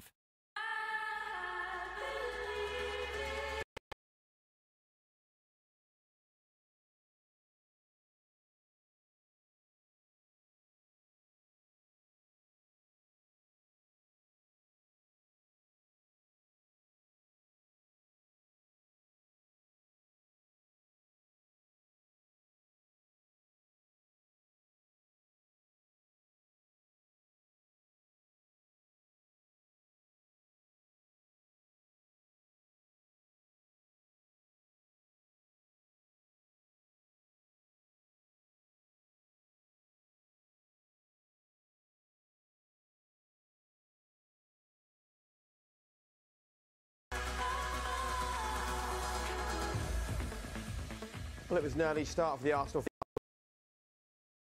And they'll continue to be in this second half because Brighton, the longer it goes, the more they're going to have to commit forward. And of course, Arsenal, there's not many better teams on the counter-attack. Always great to hear your thoughts, gentlemen. Thank you very much. Let's hand back now to Martin and Ian. Thank you very much indeed, gentlemen. Well, Brighton will feel they're not out of this after that first half where, in cameos, they looked as if they could be a threat, especially after they conceded. So watch on, see what happens here.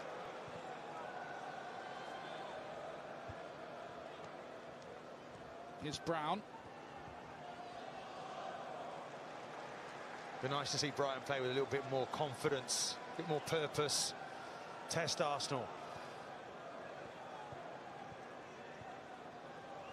Ramsey's layoff was hard work for Bellerin to keep that in play.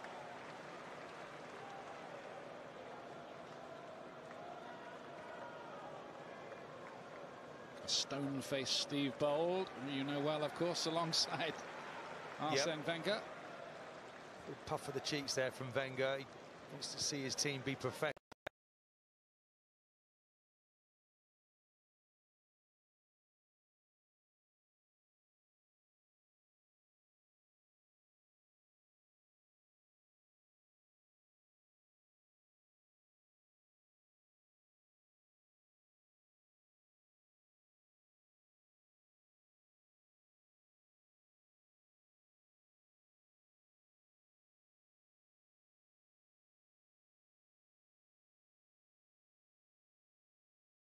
Ball quicker in that little pocket that we talked about. Just the final ball. Lots of Brighton fans made their way up for this first ever visit to Arsenal for 35 years. Brighton did play Arsenal in a cup of ties down on the south coast in recent years, and Arsenal won both of those by 3-2. I think it's great for Brighton to finally join this Premier League party, isn't it? They've been watching from a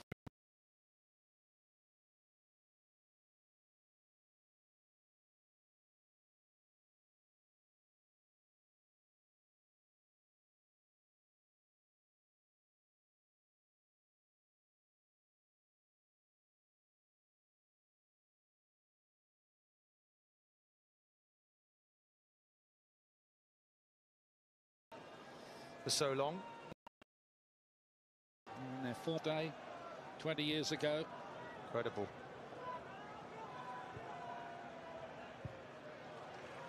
And here they are at Arsenal, and proud to be here as Back Bruno plays a nice ball here to Solly March.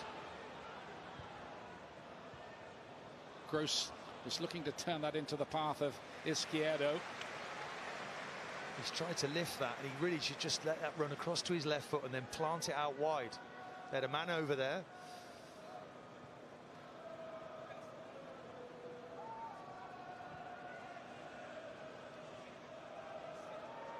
Arsenal looking to build on a 100% record at home so far. Here's Alexis Sanchez.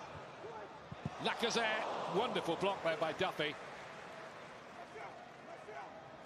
Really comes alive around the penalty area, does Lacazette. Only Edinson Cavani scored more goals in the top flight in France last year. He does. There's a sharpness about him in the box. Duffy's a long way away from him, but manages to get the block in. Strangely left out the team at Liverpool, wasn't he?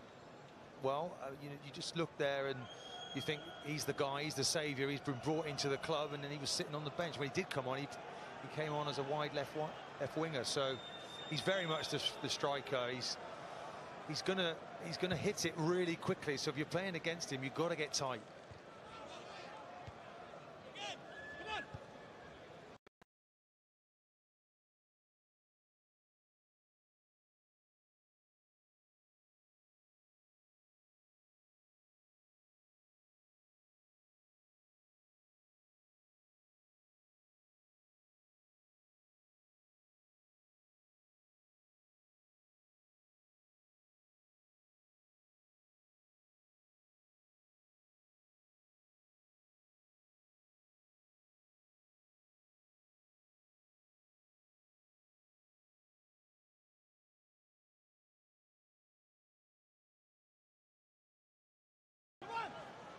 Can he keep up his record of scoring in every home league game so far?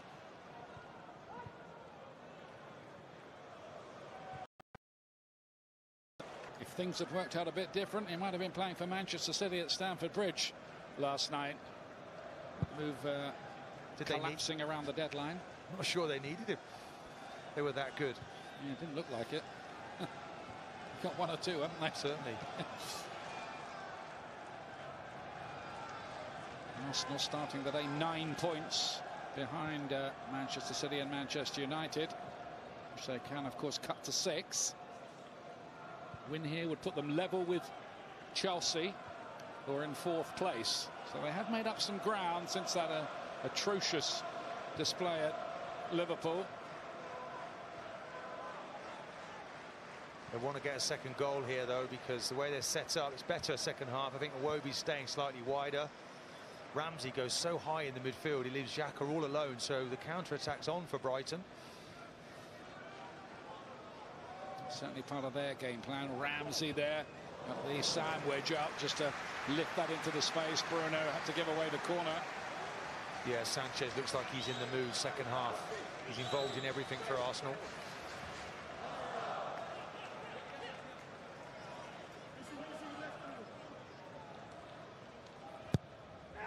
Sanchez driven to the edge of the penalty area. It was obviously one they'd worked on in training, but it wasn't exactly the finish that Aaron Ramsey was dreaming about. He couldn't quite match the quality of the service from Sanchez.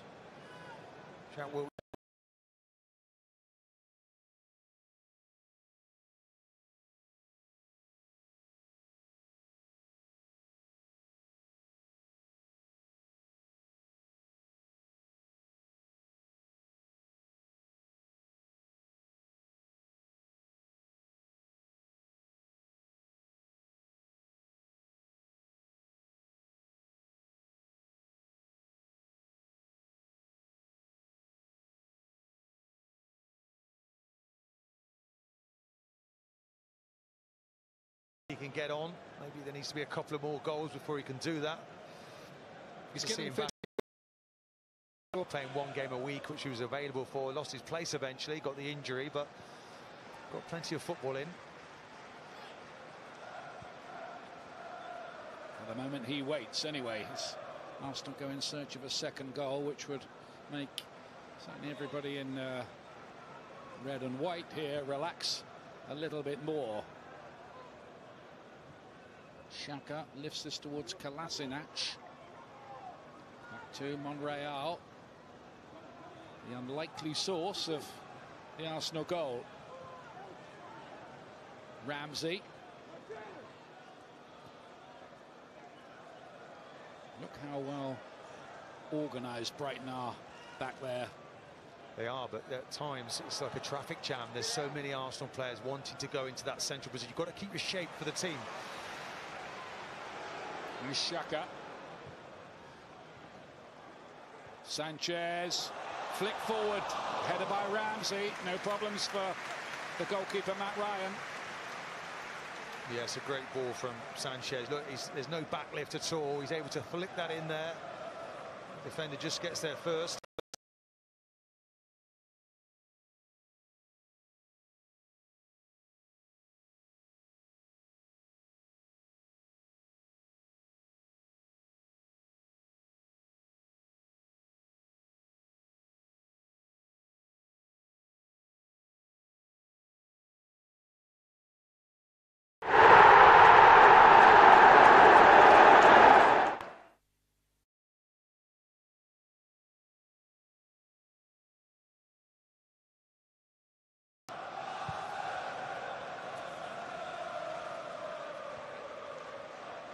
Here's Solly March.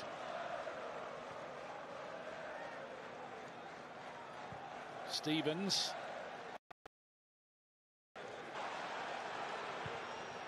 he goes for it. Wasn't the worst effort from the big defender. No, he's done well there. He wins the ball beautifully at the back as well. Look, straight in. One thing on his mind. I'm going to hit this from distance. Tests the keeper.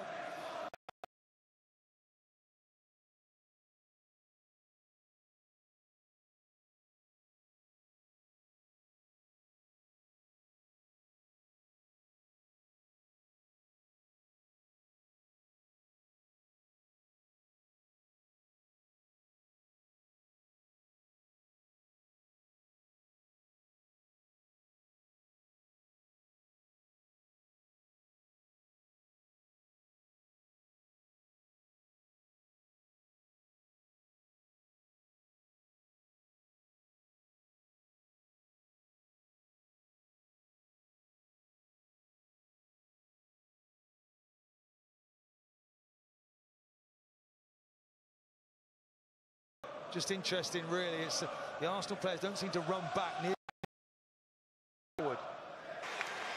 Wenger knows the quality Sanchez has. That's why he works so hard to try and get him to sign a new deal. which of course he won't do. Great approach play. Sanchez takes over. Just attracts players. Little 1-2, gets it back. And then look at this for a back pass. I mean, it's unbelievable the way he's done.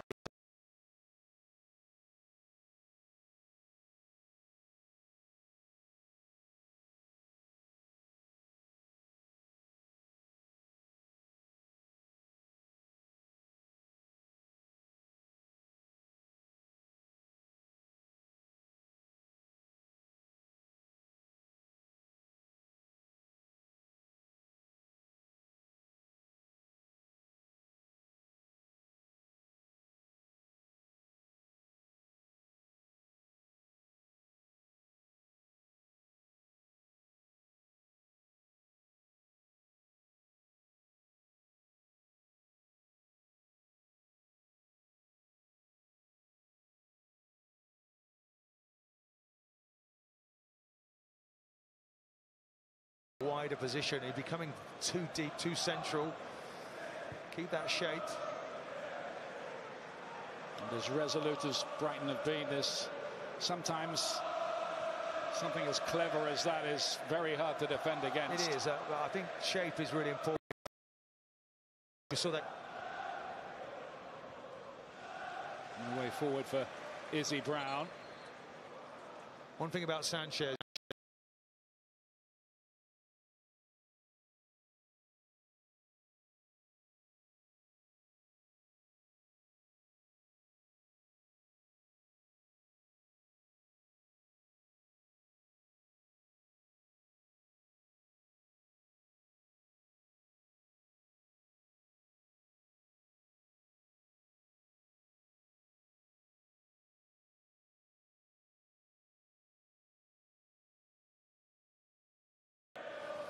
Not signing his deal, but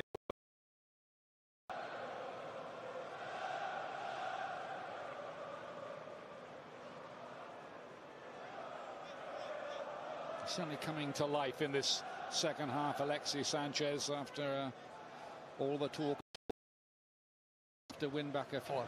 And why is he lifting it? It's just so totally the wrong pass. Lacazette's.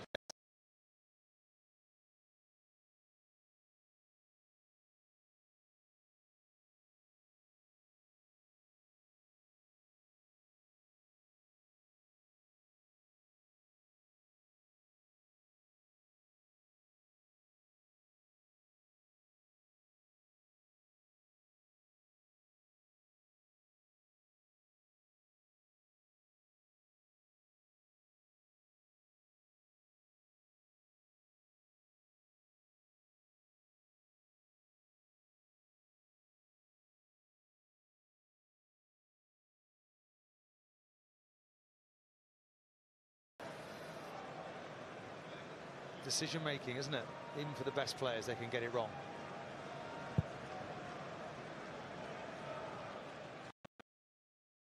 I think he was offside there, Kolasinac. Again, he's got the runners, plays it into Ramsey. He just tries to play it first time.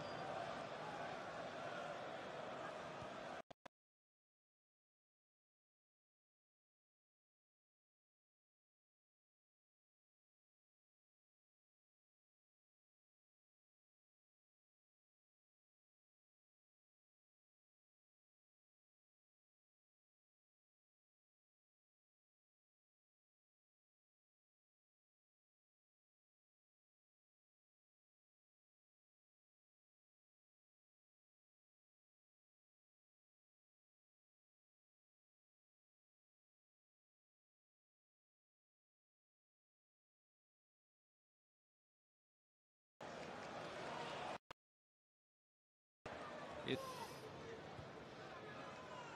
certainly done well enough at home, haven't they, so far, beating West Bromwich Albion 3-1 and Newcastle 1-0 last week. They weren't disgraced against Manchester City on the opening day. Just the... Now then, Lacazette. Now the free kick's going to go the way of Brighton here. Lacazette looks bemused, to put it mildly.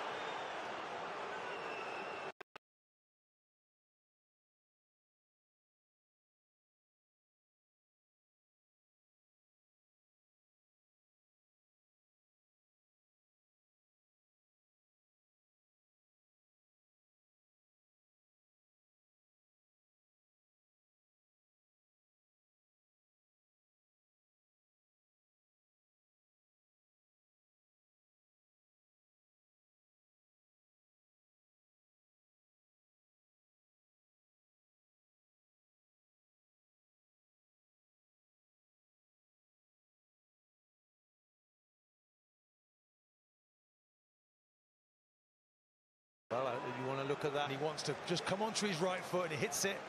I think the defender gets a touch on that as well. See from the replay. Just manages a lucky clearance. Oh, Kolasinac off the line by Solly March. Back on the line, there's the that not.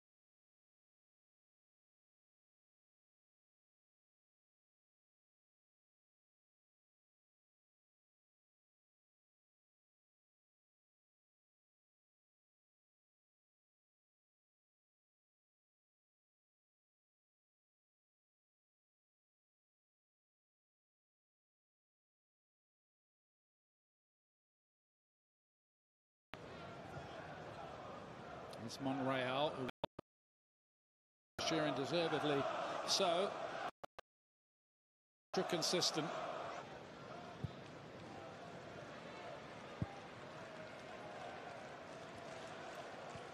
Of course, promoted teams, everybody always says the minute they go up, they'll go back down. A game with the likes of Burnley, Bournemouth, a bit further back, Stokes.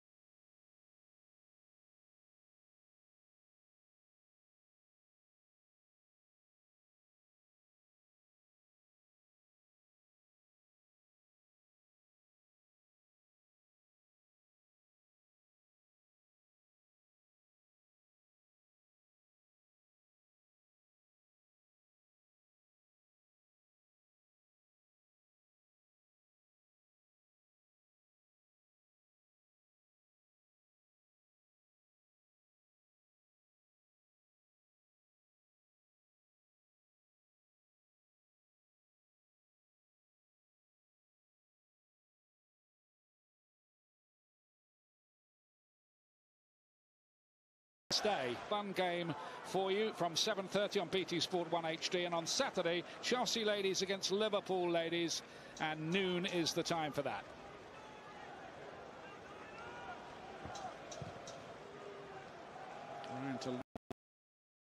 Australian goalkeeper, his only goal so far this season against Cologne. It was a cracker.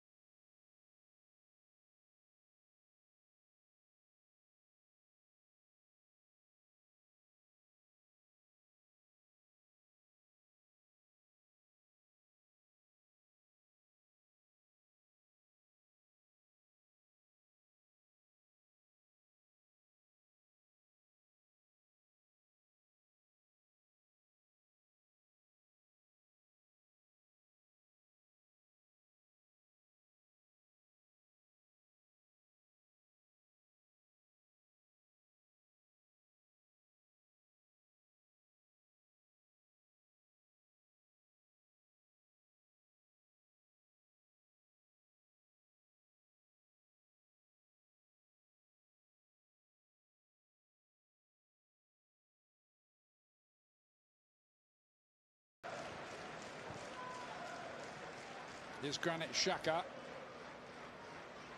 Just beginning to find little holes to operate in here quite cleverly. Alexis Sanchez there with an improvised toe poke. Don't see many of those. He's on. There's Kolasinac. Back to Monreal. Arsenal looking in pretty total control of this at the moment, you'd have to say. It's going with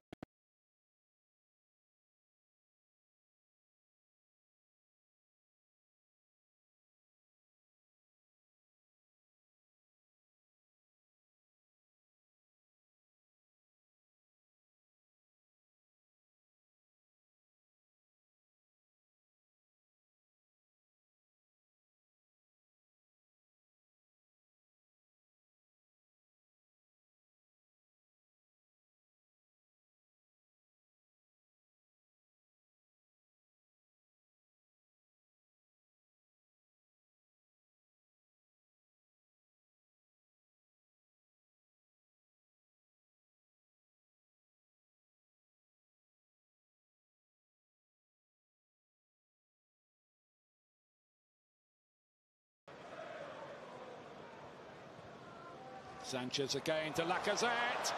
He's in here. It's great defending again by Dunk. Standout work from him. Great moment there from pleasure out. I thought you'd appreciate that. It's all about strikers now, isn't it? It's always been about strikers, really.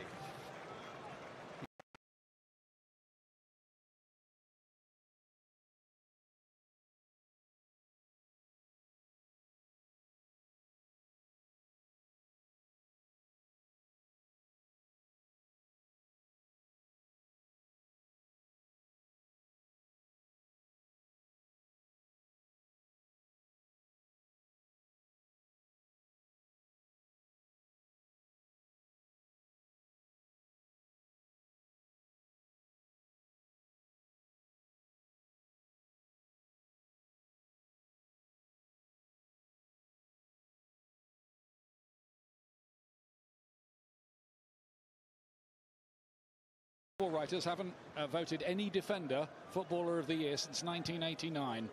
Just to underline your point. Team is the superior influence in that side. Olivier Giroud reached 100 goals for Arsenal.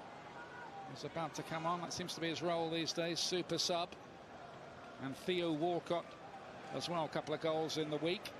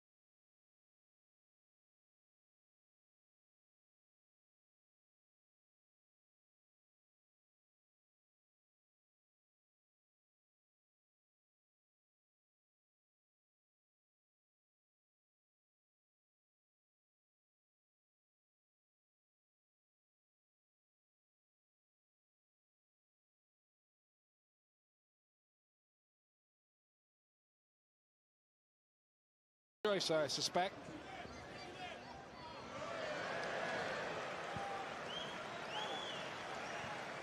I think Iwobi is going to be one of those substituted in a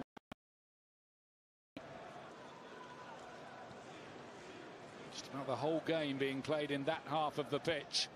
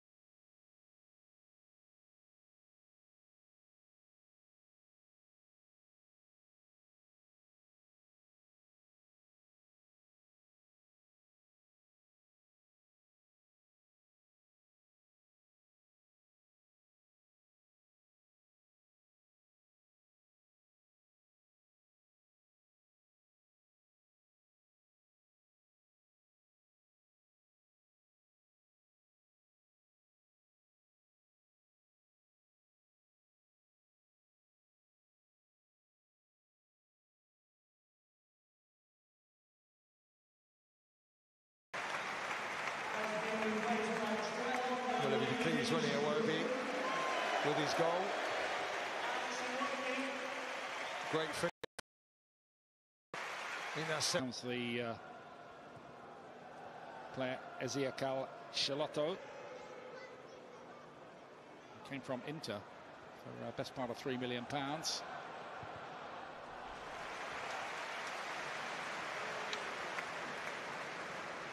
His cameo performances, isn't it, now for Theo Walcott?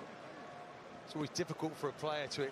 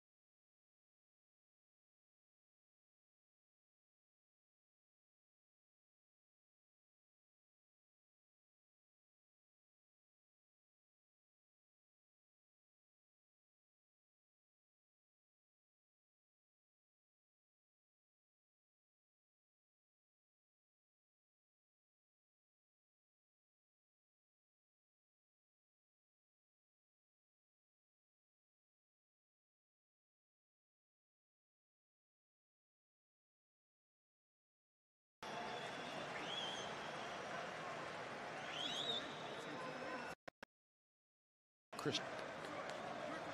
You see there Mustafi there trying everything he can to. Look, he's come short again. Kolasinac over. This one by Charlotto, and now here's Bellerin on the right-hand side in Arsenal's latest attack. There have been many of them in this second half.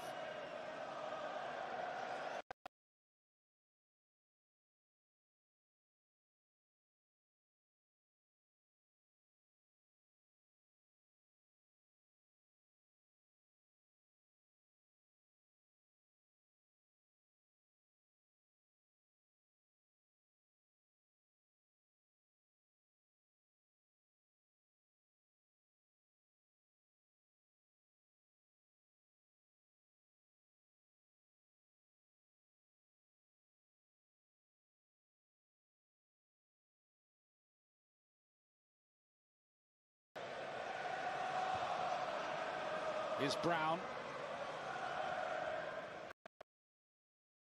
driving at the heart of that Brighton defence. Free kick's going to be given for that. Well, it was almost as if Don could put a roadblock up there, wasn't it? He's saying now, Sanchez, to him, what's going on? You can't block my path like that. Great running from the wee man. Look, great pace, and suddenly he's met with the huge sight of Donk in front of him. Just takes him out.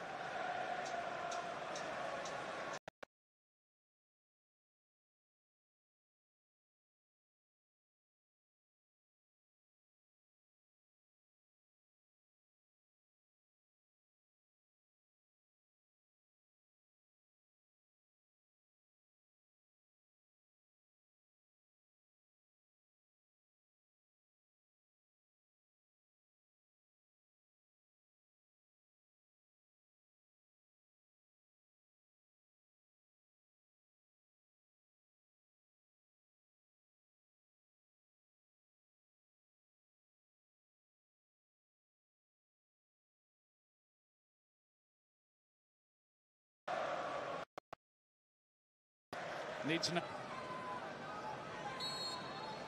It's going to have to be a good one. Not good enough.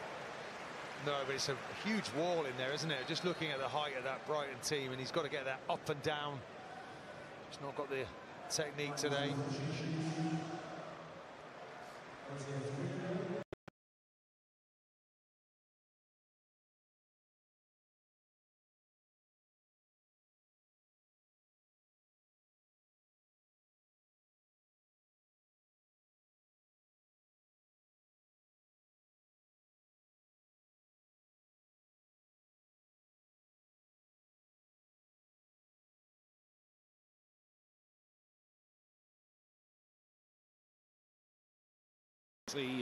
The ball very well. They can build attacks from there. Got to get the ball first, though.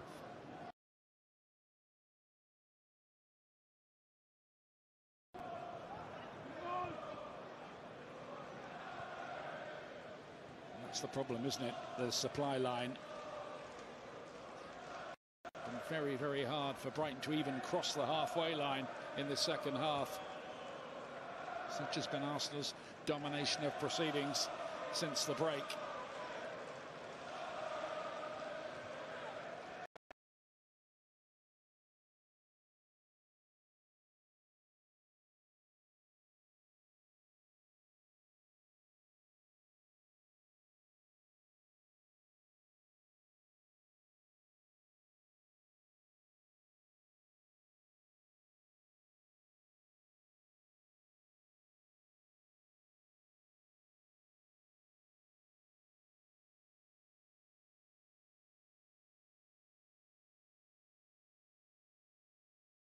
He's quick, but not that quick. International break next week, but then after that, we'll be back with BT Sports Score, all the latest scores as they come in from 2:30 on Saturday, October the 14th. That'll be followed by Watford against Arsenal live as our evening offering, and after that, it all discussed and dissected in Premier League tonight with Jake Humphrey and the team in the evening.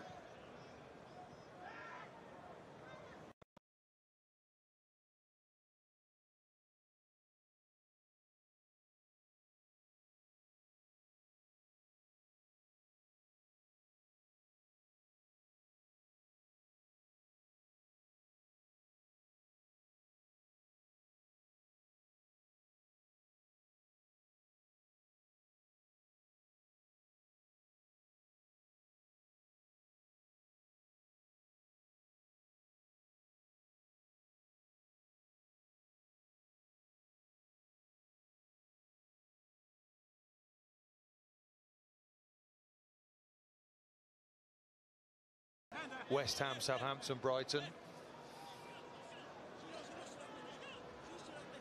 They'll see all of those as a more realistic chance of picking up points than this obviously very difficult away assignment.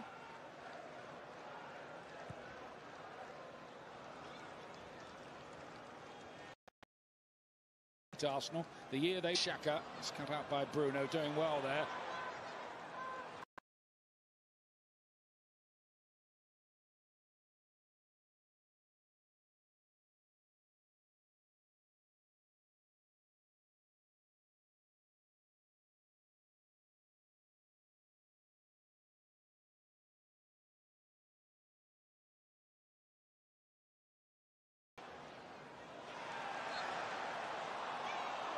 Knockout wanted to foray forward there, but the play is going to be pulled back. Just gets taken out, doesn't he, by Murray. To Bellerin, who was used as left wing back, wasn't he, for a couple of games, which was a bit of an eye-opener. Was a bit of surprise back in his more familiar slot now. Rather suits him, that wing back role. He needs to be on his right foot.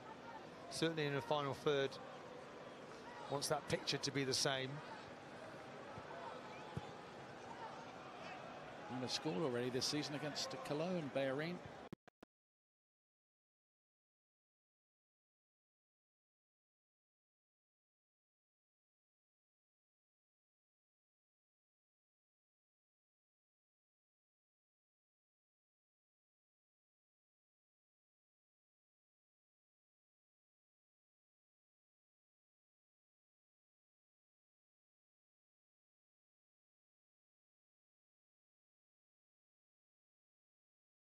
Is Monreal for Arsenal.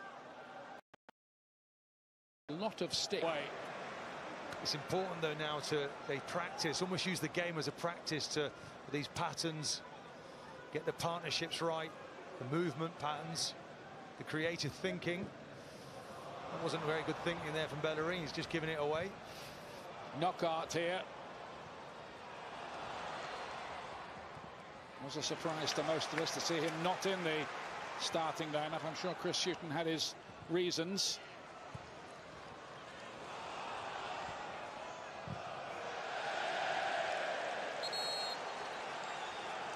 Have to check taking no chances. We're going to see Mohamed El Neni come on, but unlucky not to retain his place after his.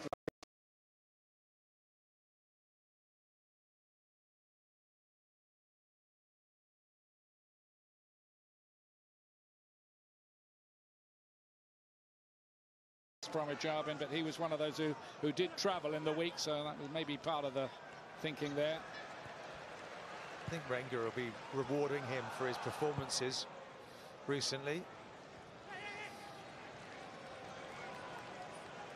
Dunk.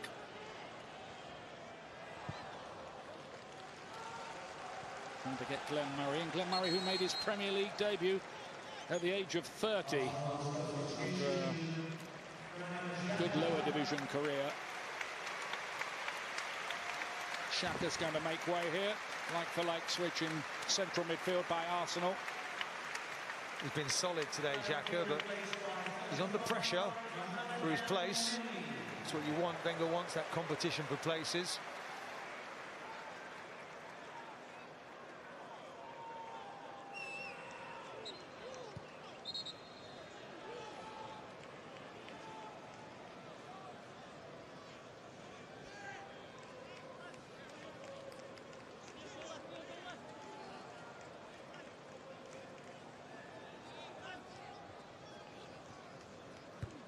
Bellerin's header. Here's Pascal Gross. I want the clean sheet, Arsenal.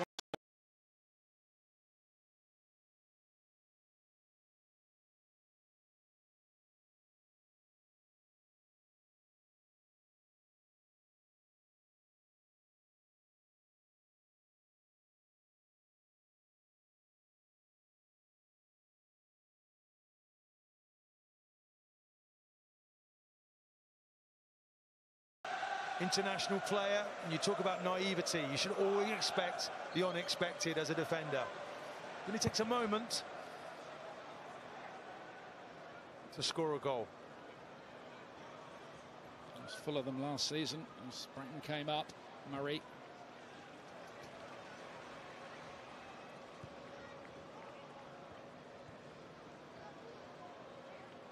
Ramsey.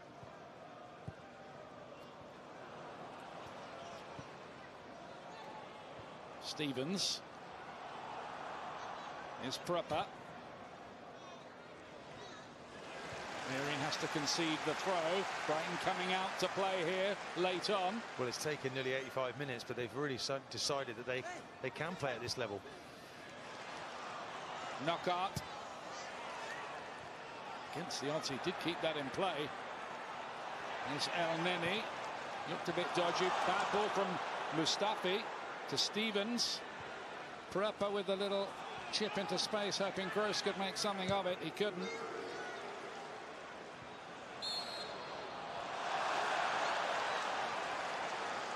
He's got that right, the referee. Foul from Giroud.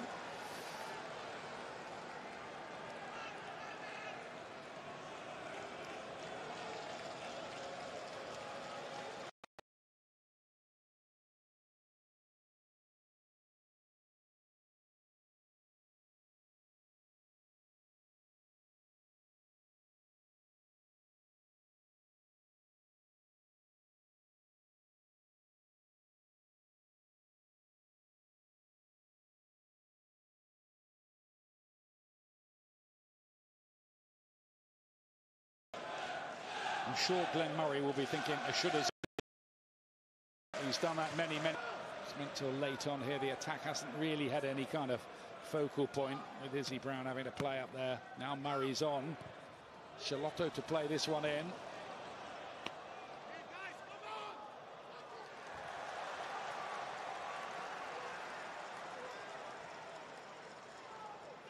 Gross.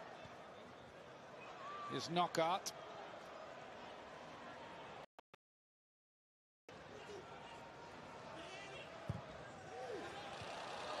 Well, you wonder where that was going to end up as Mustafi attacked it. Well, Murray's right behind him there. It's a really important header. Just gets a clip on it. Takes it off Murray's head. Goes behind for the corner kick. I have to say it was a good bit of defensive work. Just for a moment you wondered if that might have nestled in the roof of the net, but it's a corner to Brighton Hove Albion. Flicked on by Prupper at the near post. Good little flick too. Bruno. Trying to whip up a storm late on Brighton, but is it too late for Chris Hughton's side?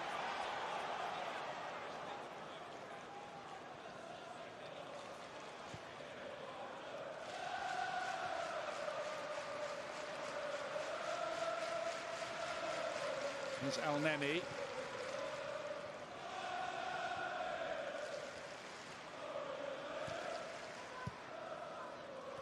Arsenal just looking now to close the show here, keep their run going. Since the Liverpool game, they've scored 15 goals and only let in 3. And it looks like being 6 wins out of 7. Plus the draw at Chelsea.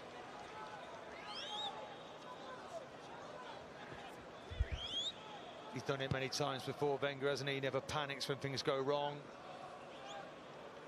He rebalances, he comes back. I bet there weren't too many histrionics against Liverpool afterwards. He would have been fairly calm, but he went to work. And the team's certainly a lot better than they were then that day.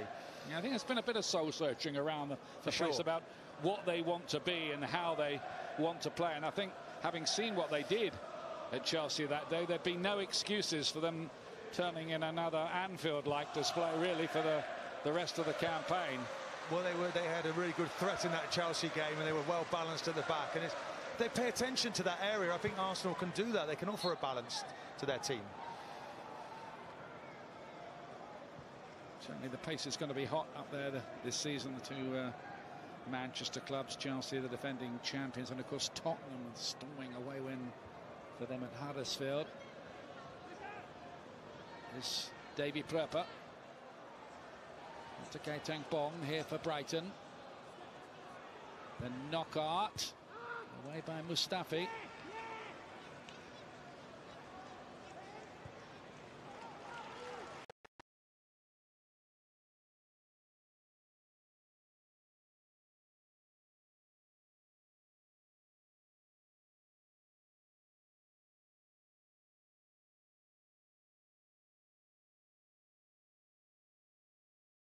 So Dunk's had an outstanding game back Dunk's there been very tonight good, for Brighton, very hasn't good. he?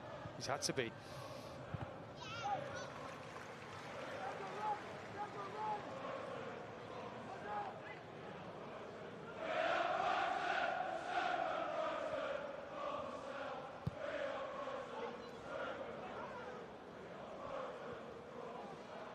Here's Dale Stevens, who signed from Charlton Athletic a while back. Ramsey.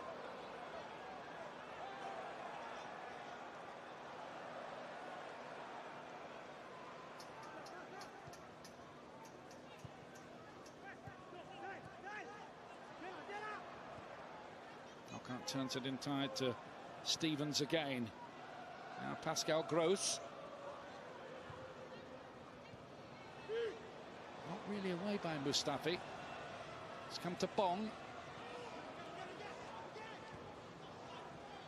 Stevens chipping this one forward. Shalotto is up there. Man of the match, Martin? Well, Sanchez for me, he's just a wondrous talent. I don't think he's going to be an Arsenal player next season, unfortunately. He's a sensation, though, isn't he? Magical in his play. When he decides, you press the button second half, he just goes to another level. Nobody else can touch him, I'm afraid, in this Arsenal team.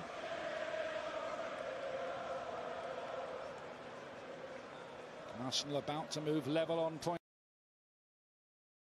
with Chelsea.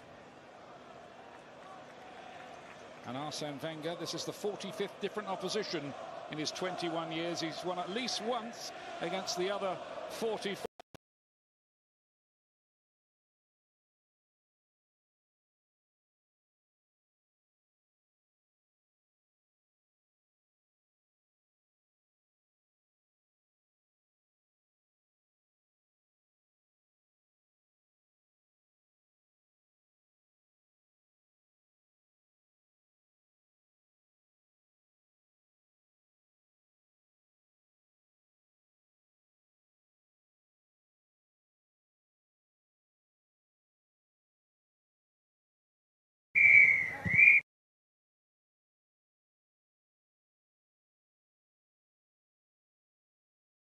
Here by the look of it. It's not far away, by the way.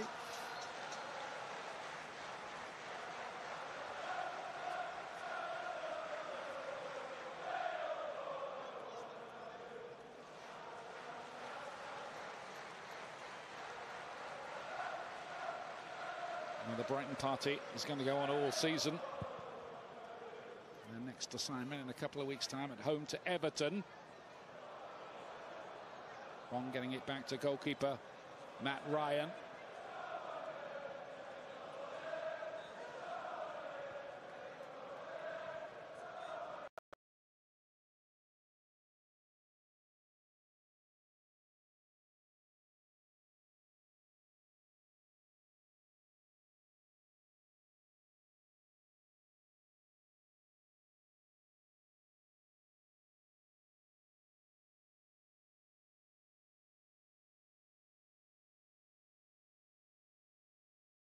It's a wrestling match in there. Giroud did get a couple in the one of the FA Cup wins. Arsenal Brighton, it's all over here. The form book has been obeyed, and 21 years to the day since he was appointed manager, Arsene Wenger keeps this Arsenal run going. 7 games unbeaten now. They've won 6, drew the other one at Chelsea. They're level on points now, with Chelsea just behind them on goal difference in 5th place after this win here.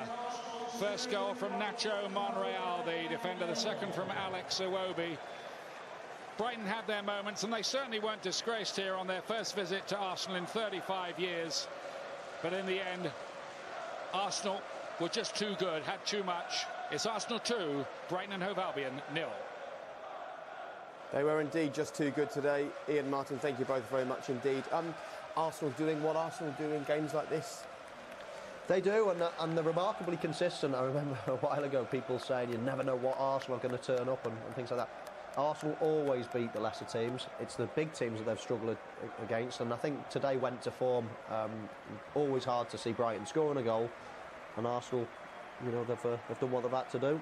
And plenty of mutual respect there from Chris Hughton and the Brighton fans. No shame at all in this result for them today. No, that's City who beat Brighton 2-0. Now Arsenal beaten 2-0, as Ian Dart said in commentary there. They haven't been disgraced. And I don't think this Brighton side will get embarrassed all season. I think it's about their home form, Jake. Whether they stay up or go down won't be dictated by getting a result here. It's the teams around they have to beat. And, you know, 2 wins at home at the Amex this season. The home form's going to be key.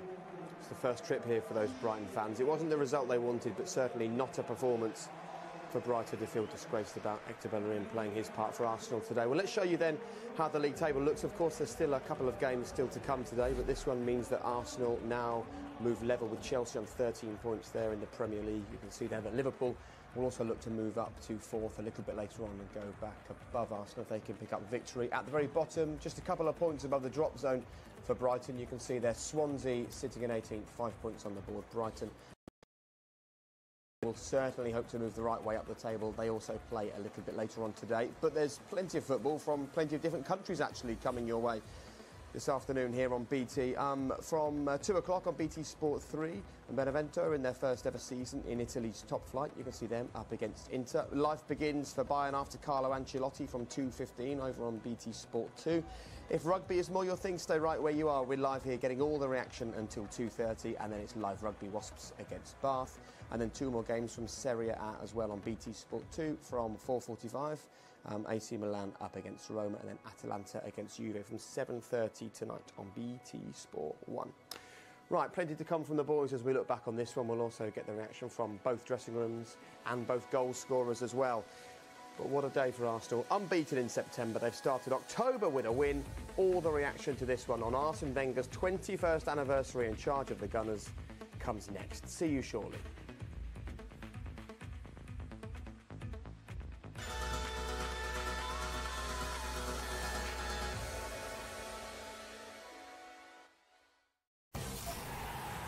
This programme is sponsored by Bet365. Teams are normally a reflection of their manager, and that was a weird.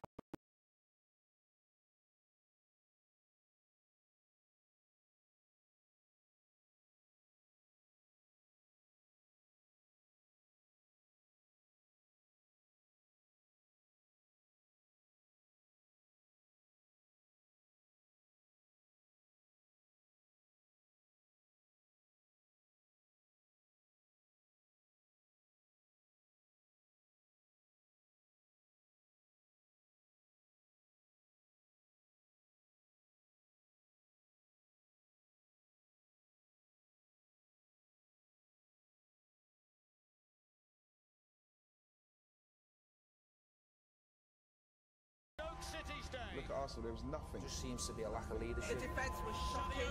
Can't believe that Arsenal don't put up the fight that they're meant to. It's becoming an embarrassment. Betfair with this great odds boost shown on screen now.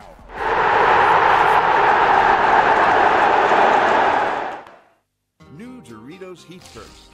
It's like getting a baby dragon. Doritos Heat First. First. What to win? What?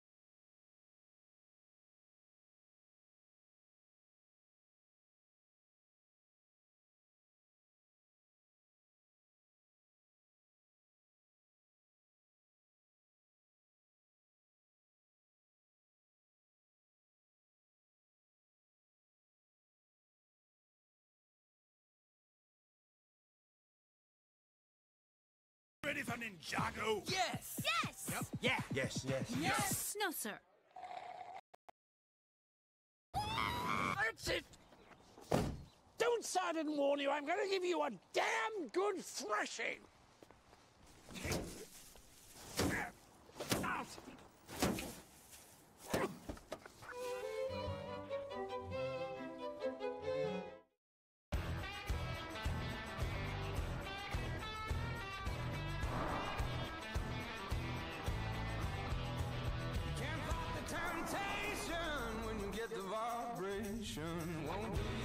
Introducing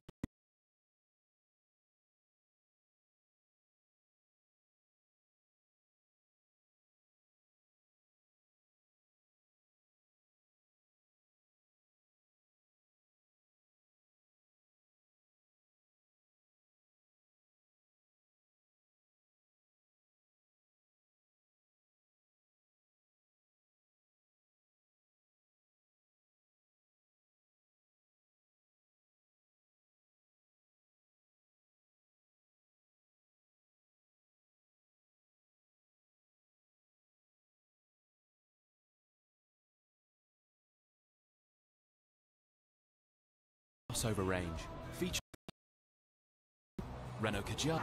My bed's gonna come in, I know. The hard are leaving. That's the spirit. Paddy Power, you beauty.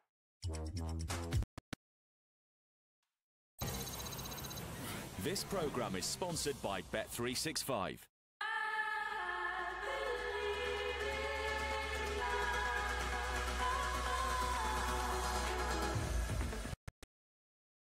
The Premier League. Yes, I'm really lucky to score today. We knew that it was going to be a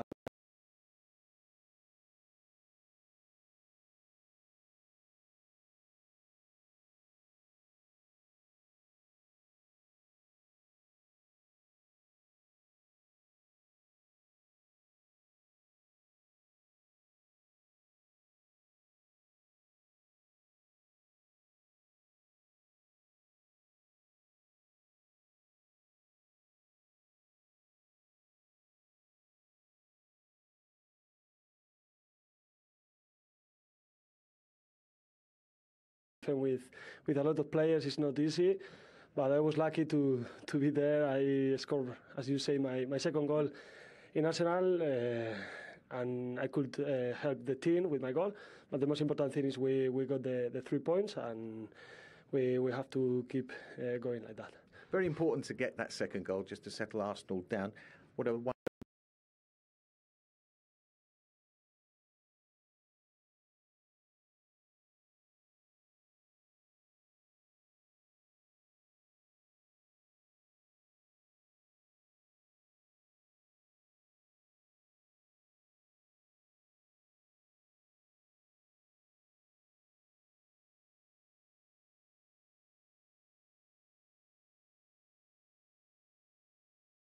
reacted. We are playing more compact. We defend all players. In the next games, we have a clean sheet. That's very important for us because we know that we have top players up front. They are going to score goals. So if the defenders, we can help the team with a clean sheet, is much better for. Gentlemen.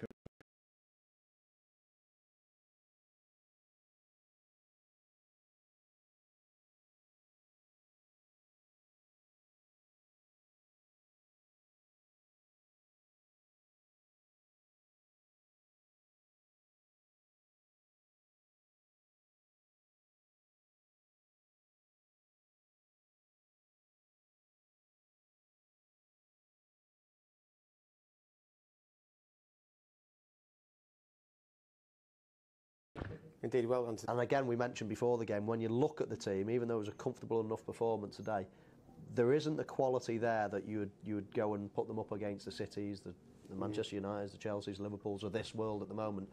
You know, Alexis Sanchez, man of the match today, he's the only person that really jumps off that page when you look at the team. Do you see them back in the top 4 end of this season? No, I don't.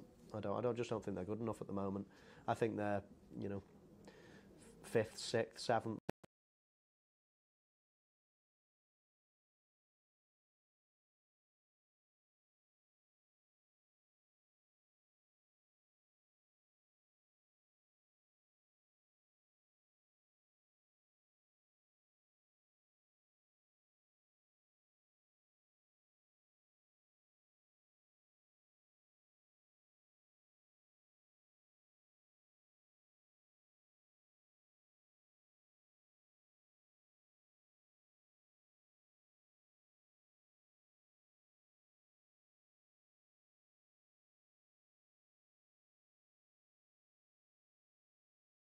Yeah, I mean, at the start. Well, just to guide it back into the danger area. Good block there from Dunk, and then Monreal on his weaker right foot, body's in front of him, fires it through the legs, and it was a good start for Arsenal. They still needed the second one though, didn't they? Yeah, they did, and the longer the game went on, we were thinking it was going to open up a bit, but Arsenal scored second half, a good goal.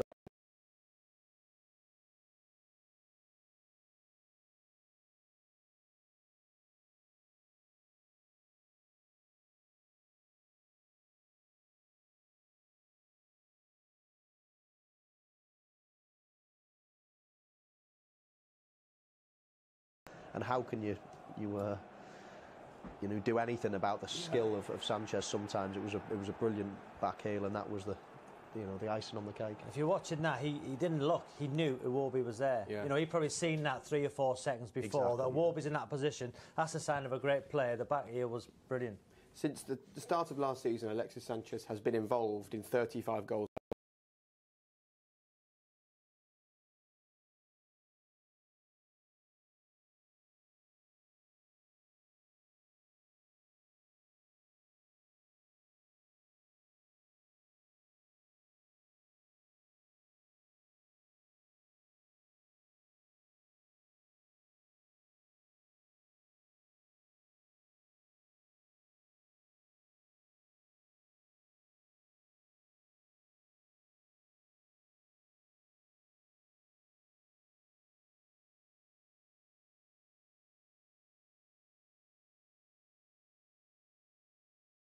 Assist.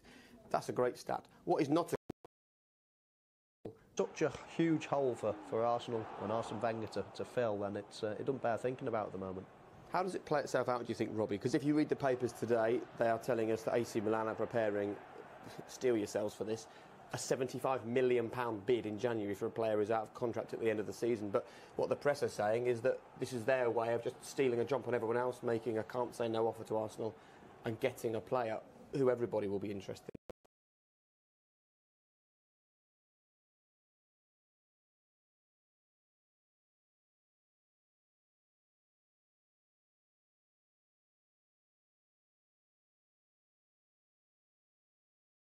Alexis Sanchez, isn't it? His leagues, and I think Arsenal are a million miles away from that. If he's in football, if he's interested in securing himself for the rest of his life financially, he'll leave. If he's interested in winning medals, then he'll leave. There's no way possible that he can stay, in my eyes. Let's talk about Lacazette for a second. He's now made 8 appearances for Arsenal.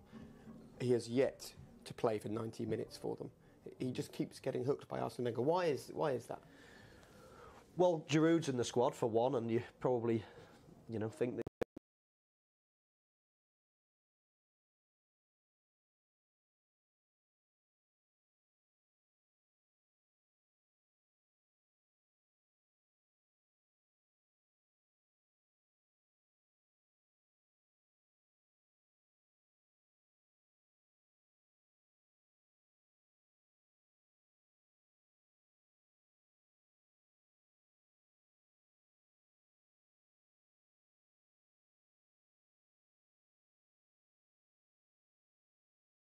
Some game time because he is a top quality player, but from a centre forward's point of view, I think you rely on confidence more than anyone else on the pitch. You need to be in a confident.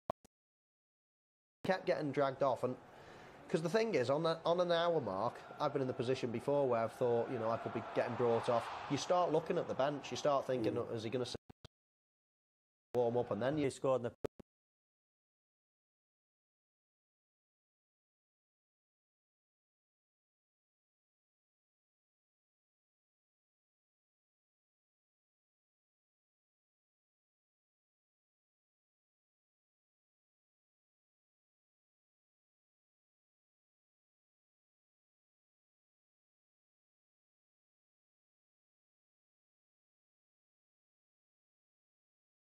But what he does, as Michael says, as a player, you don't want to be looking around to the bench 65 minutes thinking, I'm going to be coming off again. You look at Okazaki at Leicester. I'm not comparing Lacazette with Okazaki because Okazaki does a fantastic job at Leicester. But as soon as that ball goes up and you're watching Leicester, you might as well start jogging. It's Okazaki. He does want to get tagged with 65 minutes. I'm coming off. Everyone else in other positions Right back or after this. See you in a sec.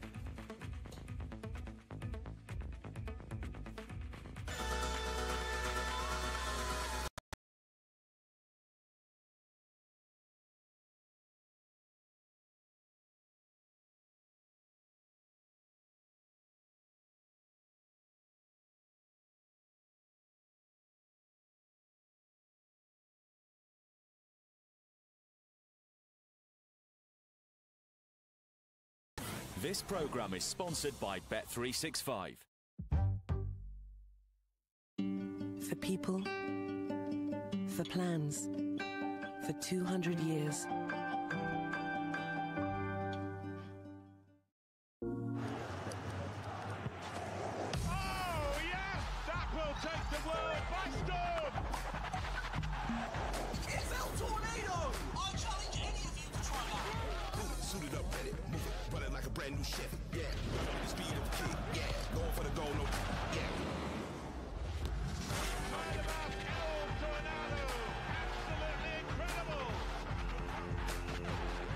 PS4 for the players.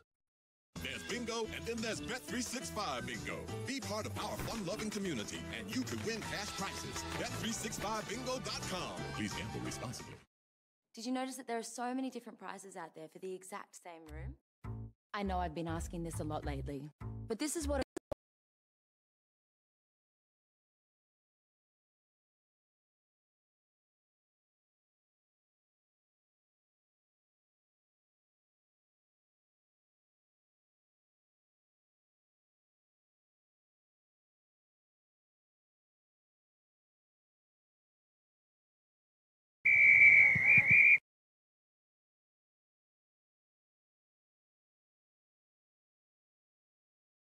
same hotel room can have up to 10 different prices across the internet. A lot of time looking around. You've got to invest in a tour guide. Nah, apparently you don't. Don't forget your big camera, or that phone will do a cracker job. Now, travelling by yourself can be lonely. And look at you, you've got a ton of new friends. Ooh, llamas, you've got to love a llama. Buying a new shirt can be difficult if you don't know the language. No, actually, don't panic. Bigsby can help you with the Spanish. Good on you, Bigsby. Hold up, is that a king? Who are all those people? Oh, split screen. Now that is pure class. Okay, yeah, you've got the world traveller thing totally covered. Oh, that's a nice offer. Yeah, I like that.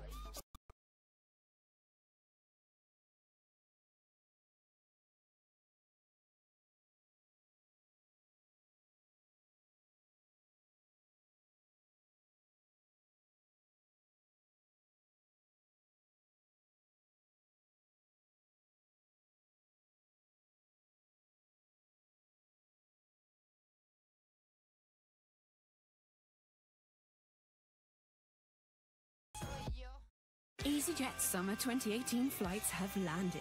Now available until the 2nd of September 2018. Book now for the best choice of flights. Why not? I used to want to save the world. The closer you get.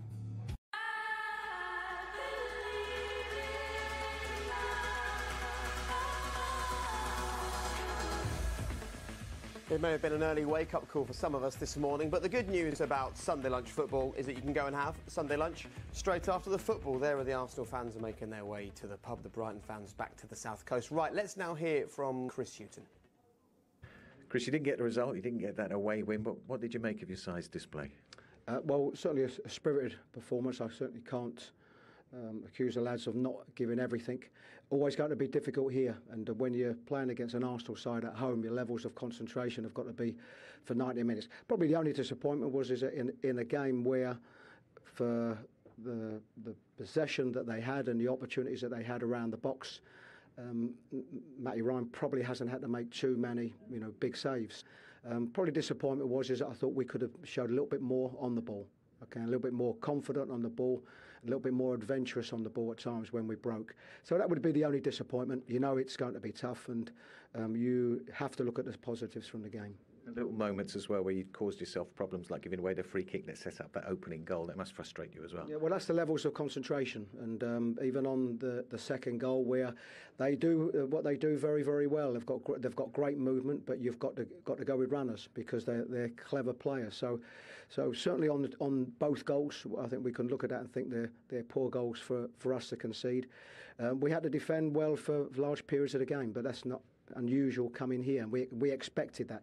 And just probably on the turnovers, we could have probably kept possession just that little bit better. But this is very much a learning curve for us as a team, and we certainly need to make sure we make the most out of the positives. You talked about the adventure. You could see Brighton, the belief coming into the side as they went through the game. Yes, and certainly in that in the last period, and what we didn't need was to concede that second goal. And I think what we had done, we limited them to small chances, obviously a lot of ball around our box, but I thought there were spaces. Arsenal, for as good a side as what they are, they can't play the way they play without at times leaving gaps and holes, and we needed to exploit them just that little bit more. Thanks very much, Chris. Well, that was the issue today. They didn't get many opportunities, and as Chris Hughton said, when they did, they just needed to take those chances. Yeah, they did. We see, a fantastic free kick, from Solly March. This was leading up to. This was probably the first occasion where they had willing runners, trying to get on the counter attack. And there, it's a great, well worked set piece. That was obviously the training ground. You can hear it smash against the post. The way they created space from that set piece was brilliant. And I've got to say that the introduction of Glenn Murray gave me a little bit of a spark. And I was just talking to Michael here about what a great run from the centre forward that is. Get across his man, so unlucky not to score.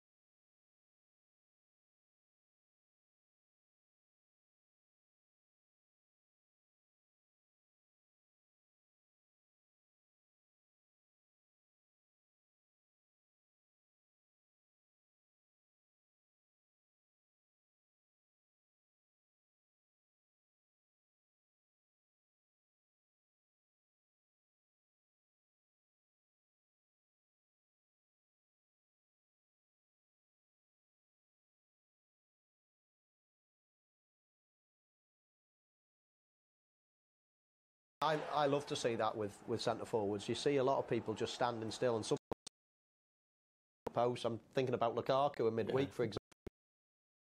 Those jumps up to themselves. Right, we've just got to keep it tight and try to nick a goal. So it's very difficult. A lot of them will always.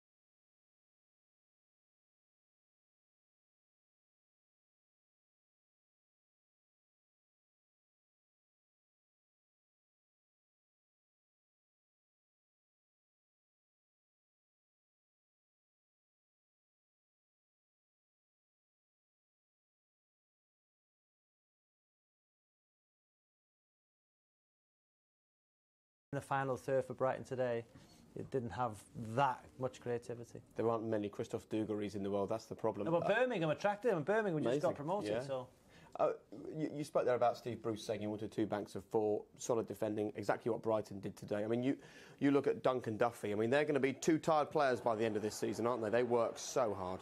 Yeah, the way they just, get their bodies in the right position, they're willing to throw their bodies on the line, getting blocks in. And this is what Brighton are going to have to do all season, especially away from home.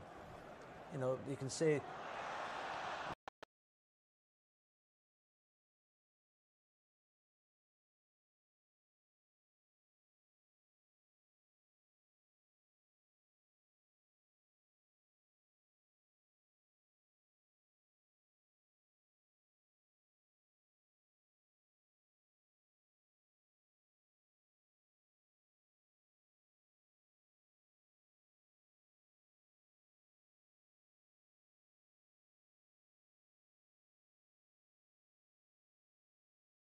He's wrong side for a split second.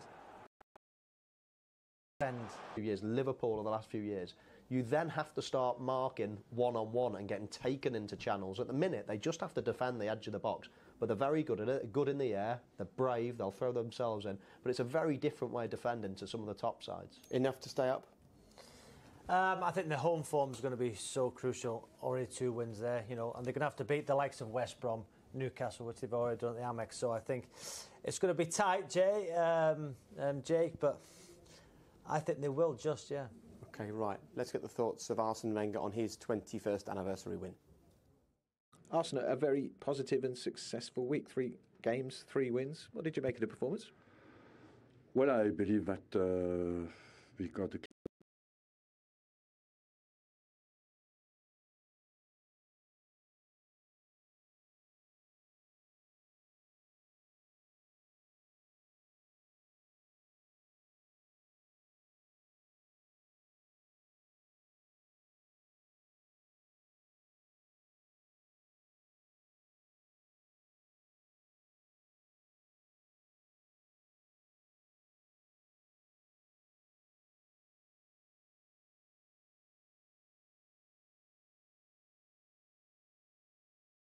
3 points, and offensively we were a bit in and out. I think the testing week we had 2 home games and 1 long away trip in the Europa League. So overall we won the 3 games, and that's very positive. So that Iwobi goal finally put everybody at ease. Lovely little moment from Sanchez, that beautiful back heel. But is Iwobi going to be an important player for you? That's what you want of him. He can be.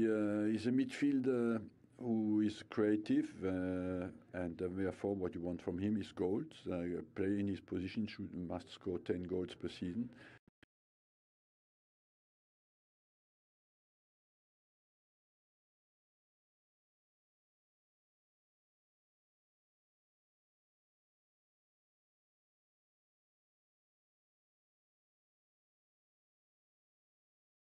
Knowledge that nothing is permanent in life. We have always room to improve, and that's what we did. And I believe as well in any season you have moments where it's difficult, and the quality of a season is decided by how well the team responds, united or not, motivated or not, and that's what we did. What was the special circumstances you're referring to? It was a transfer window. Some players had half a head out and half of a head in, and as well it was just before an international break like today, where players fly away. When you play away from home, and we're already half out. You said nothing's permanent in this game, but it's your 21st anniversary of your appointment. 21 years, it's a long time, so you're permanent. Tell us one thing that you've learned over those 21 years. I would say humility. Thanks very much, Arsene. Probably the most important thing in his job, isn't it? It is. He's taken this Premier League by storm. As soon as he took over, and I was playing against some of his teams, they were faster, more durable. They never got injured. They were just beasts, all of them. They were all 6'4", and they just trampled all over him. I think he made everyone sit up and take note that football has gone into a new era. Now you've got to start getting your supplements and your nutrition and all these things right. And I think he mentioned it himself. Nothing's permanent, and I think he wishes it was because he was the king for a few years, and then everyone's caught up, and certainly gone past now. So he's finding it more difficult, you think, season on season? Well, I'd say so. I think there's probably been a slow decline since those glory days. 10, 15 seasons ago. Been a slow decline, and that's shown in results because it was always them fighting for the championship, yeah. And then it was always getting in the Champions League but not winning the championship for 10 years, and now, out of the Champions League and fighting to get back in. So it's, they've probably lost a place or two, every couple of seasons since those heady days. He's set a new record today. He's played 45 different oppositions. He's had 45 different opposing teams in his time in the Premier League. He's beaten every single one of them. 45 different teams he's beaten. Sir Alex Ferguson managed 44. Do we give him enough credit for what he's done in English football? Or is it only natural that we just move on and we look to the future and we just want success now? He has been unbelievable, and I think people do give him enough credit, and probably that credit may have kept him in a job for longer than possibly should have. You know, because a lot of people saying when they won the FA Cup maybe he should have gone. So I think people, when they talk about Arsene Wenger in glowing terms, and he was absolutely amazing, and I think one of the best managers you've ever seen. But because he won the Premier League and that team I played against and Michael played against was the best, you know, the invincible team, when he had Petit, Vieira, you know, all these players in the side, the credit he's built up from those years, I believe that's why he's still in a job today. Because this Arsenal side now, I believe, are miles away from winning the Premier League. Yeah. But all I can say is that when they lost Liverpool, he was sitting on the touchline with Steve Bould, and he looked, you know, he had his hands in his head. But the reaction since then, the Chelsea game away, that was the big one. And they've won since that Liverpool game. They've won 6 and drew 1. And it was a draw at Chelsea. I thought, do you know what? The players have shown a reaction to the manager, so they must still be fighting for him. They must still be playing for him. So after that Liverpool defeat, won 6 and drew at Chelsea. And I think fair play to him. When he talks about the transfer window, the difficult times that Arsenal had, he seems maybe slightly less comfortable in the modern game than maybe he did 20 years ago, doesn't he? Well, the game that he was talking about, referring to, was the Liverpool away game, and I was sat right next to him, literally 5 yards away from him throughout the whole game, and he never said one thing to the players. He never got up on the side of the pitch and shouted or anything. Within seconds, you could see that the formation that Rob Holding was getting killed down on the left-hand side by Mane. He changed it at half-time, but you could see it happening after 5-10 minutes, and you were thinking, surely. And I was looking at him really closely, and I was thinking, he's going to change, and he didn't say anything. And then all the changes that I thought Ramsey was playing way too far up. You know, he was just leaving Xhaka on his own in the middle. He changed all the things that you're thinking, he's got to change this. But at half-time, I was thinking you could see that after 10 minutes. So he still got it. He still understands it. He's still obviously a genius of a manager. But I was just a little bit perturbed by the way he didn't change it earlier. And in that game, Alexis Sanchez had the worst attitude. I mean, he just kept looking at the bench as if to say, what am I doing here? He kept rolling his eyes type of thing. It was almost like he wanted to get brought off, and then he got brought off, and he just sat there with his head in his hands for the remainder of the 20 minutes. And I just thought at that point, this is crumbling in front of him. To give him his credit, it might have been that. It might have been that it was an international break and everything else, but it certainly felt like a bad atmosphere at the time. The challenges of modern management. What did Wenger say? He needs humility, and he certainly got that. Thank you very much for your company. Enjoyed that today. Right, let's just let you know what else is coming your way. In a couple of weeks, we are back. BT Sports Score from 2:30 on the 14th of October. And then Arsenal once again. This time they're away at Watford. That one's a 5 o'clock build-up, 5:30 kick-off. Premier League tonight, as always, between 8 and 9. And up next, live for us right here on BT Sport 1, we've got Wasps against Bath in the Aviva Premiership. Craig, all yours. Cheers, Jake. Hello, all. Welcome to the Ricoh Arena, where just 24 hours ago, Coventry beat Crewe right here in this spot 1-0 in their crucial League 2 clash. But as you can see, football has been washed away. Rugby is about to take over, not just here in Coventry, but on BT Sport 2. We have a brilliant game coming your way. Wasps against Bath. We've got British and Irish Lions pitted against each other, and two of the most exciting attackers in the Premiership pitted against each other. That's coming your way right after this short break. See you then.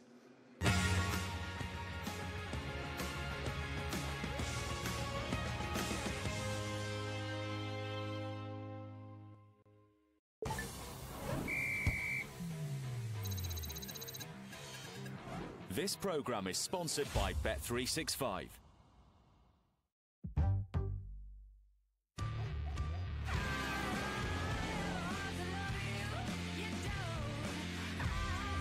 Rugby's biggest names are here to play. Round 1 of the Champions Cup, live on BT Sport. What would you like to pay for your room tonight? 120, 100 or 89 euros. It's the same room, same service, just different prices. It's really up to you. Well, nobody ever asks you this at the hotel reception, do they? But this is exactly what Trivago does for you. Trivago gives you a variety of options by showing you prices from more than 200 different websites and apps. Trivago just compares. The choice is up to you. Hotel Trivago. You want to strike fear in the Nazis? You want to cause some real havoc? Well, then you come to the right woman.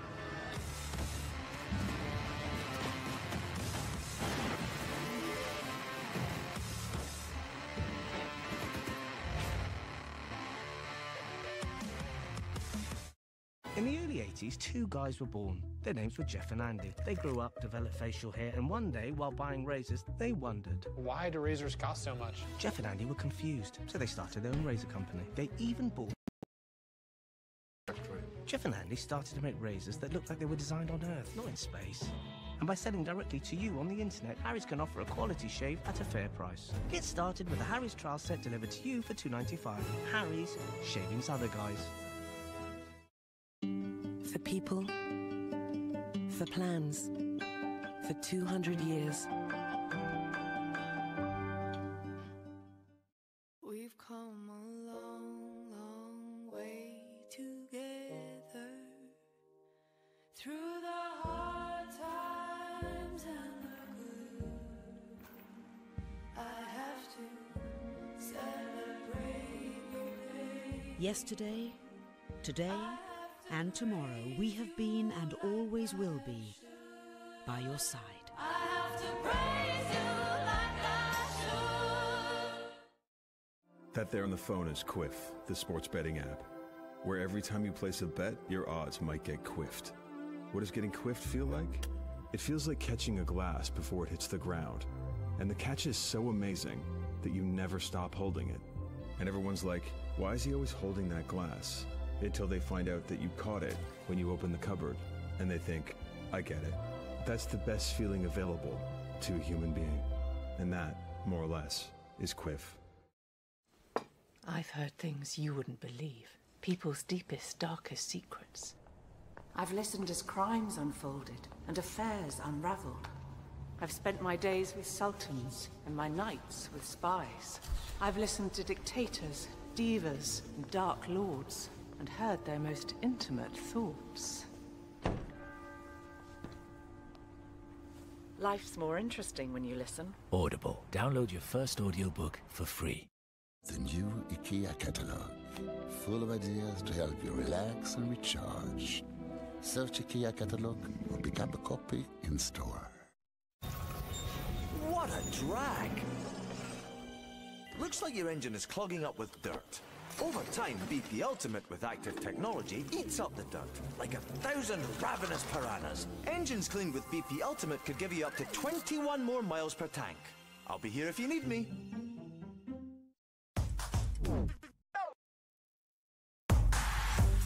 Harlequins play Sale Sharks on Friday night in more live Aviva Premiership Rugby. Saturday afternoon, London Irish tackle Leicester Tigers live from 2:30. And then next Sunday, Saracens play Wasps in more Round 6 action on BT Sport.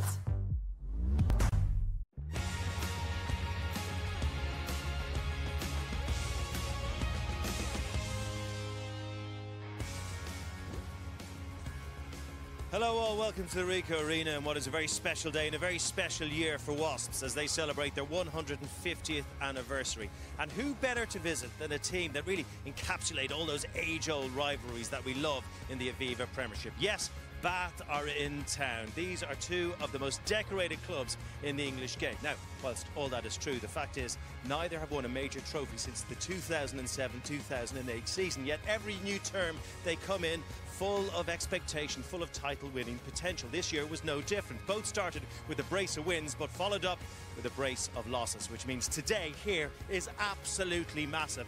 One team will leave buoyed by victory, the other one dealing with a mini early season.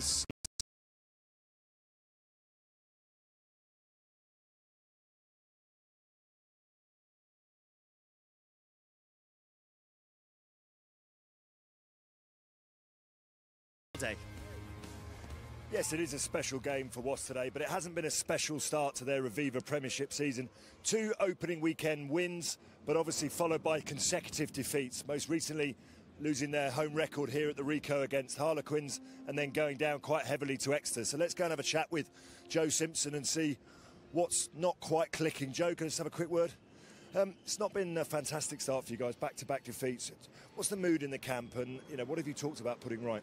Yeah, there's some frustration in the camp. Performance that hasn't been good enough. We know that they're not at the same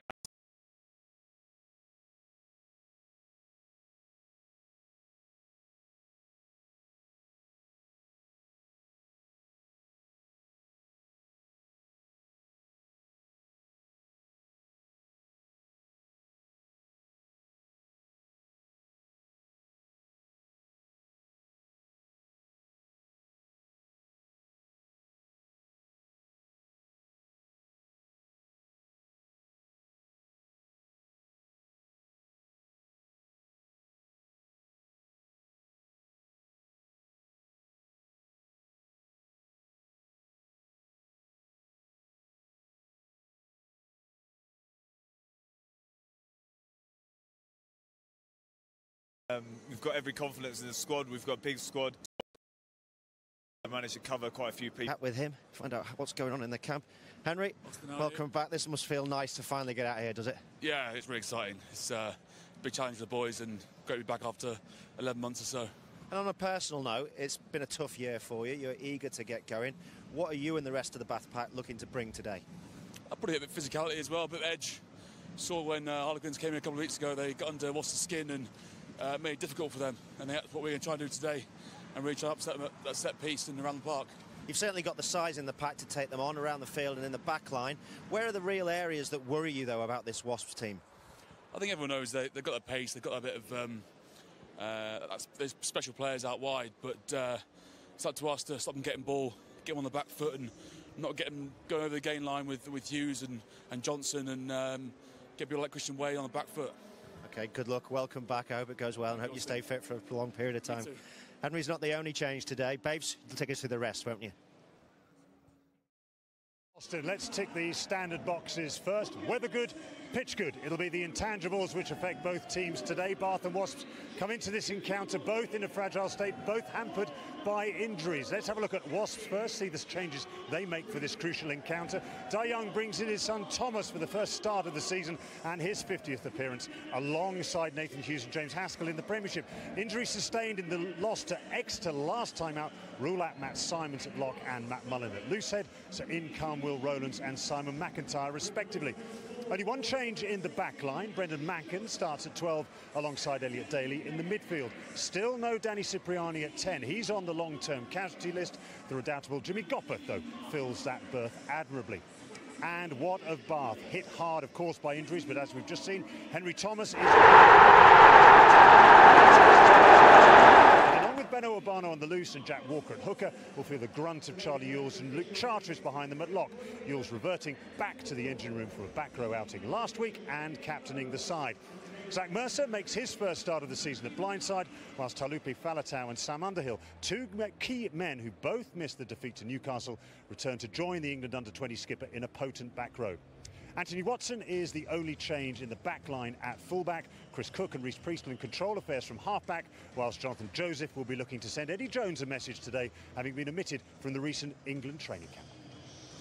Yeah, 13 injuries apiece. They really are hit hard at the moment. Mind you, all the clubs seem to be affected at the moment. Boys, good to have you with us this afternoon. Newcastle have a few injuries at the moment. Mind you, they're doing OK without those injured players. They went off to an absolute flyer again on Friday night. London Irish were up at Kingston Park. And Newcastle were at their attacking best, a bundle load of tries. This is Falcon's second try, the first for Nicky Gunn.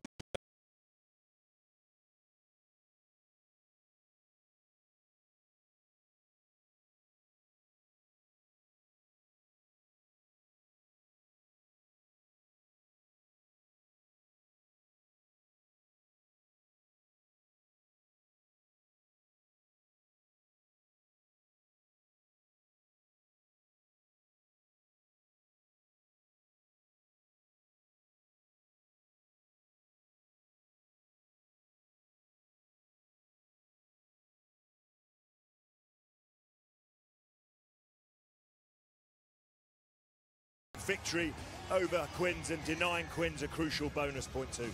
I suppose for a surprise for many was the win of Leicester Tigers at Welford Road. Many thought Exeter would kick on from last week's game. A lot of mistakes though from them, mainly stopping when they think the whistle's gone, and it hasn't. Ben Youngs reacts, throws out a wonderful long pass, and Johnny May on fine form in his new club. 5 tries so far this season, many more to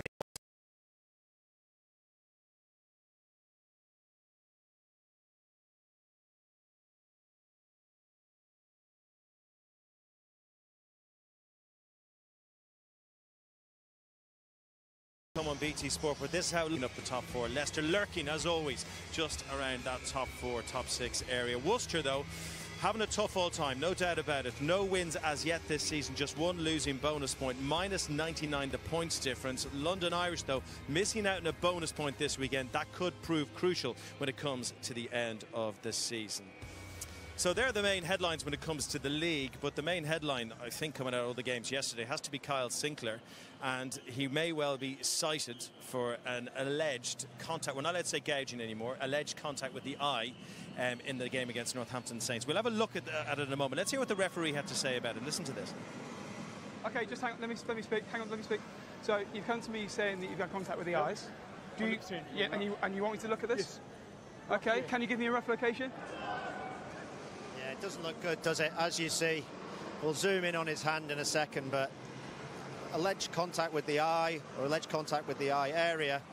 There's definite a second go with the hand back towards Patterson's face. The scrum cap comes off, and that picture there doesn't look very good for Carl Sinclair. And I'm sure he will describe it in a different way, but on viewing and only the pictures that we've seen, you have to expect he's going to get a ban. They've changed the disciplinary process and introduced the added sort of tariff of contact with the face and then contact with the eye and contact with the eye area. So they're two different tariffs, and it'd be up to the citing commissioner to decide whether Carl Sinclair was just making contact with the face, in which case it'll be a lower tariff, 4 weeks. But if he's deemed to be making contact with the eye, then he could find himself in a bit of trouble. And as we learned from the likes of Chris Ashton, intention doesn't come into it. It's whether the event happened or not, right? Yeah, I think Chris Ashton's was particularly harsh. I mean, we've seen others over the years, Dylan Hartley in particular, where the bans have been quite extensive. And if it's deemed that he has made contact with the eye, the starting point's around about 12 weeks. It's a long time off rugby. And nowadays, you can't get away with anything, and it's so risky what's going on there. Yeah, 12 weeks. John Kingston certainly doesn't need that Harlequins, because already, right across the board, all the teams ravaged by injury, particularly the two involved today, both missing 13 players. Francois Lowe is off in South Africa due to the moment, of course. So that amounts to 14.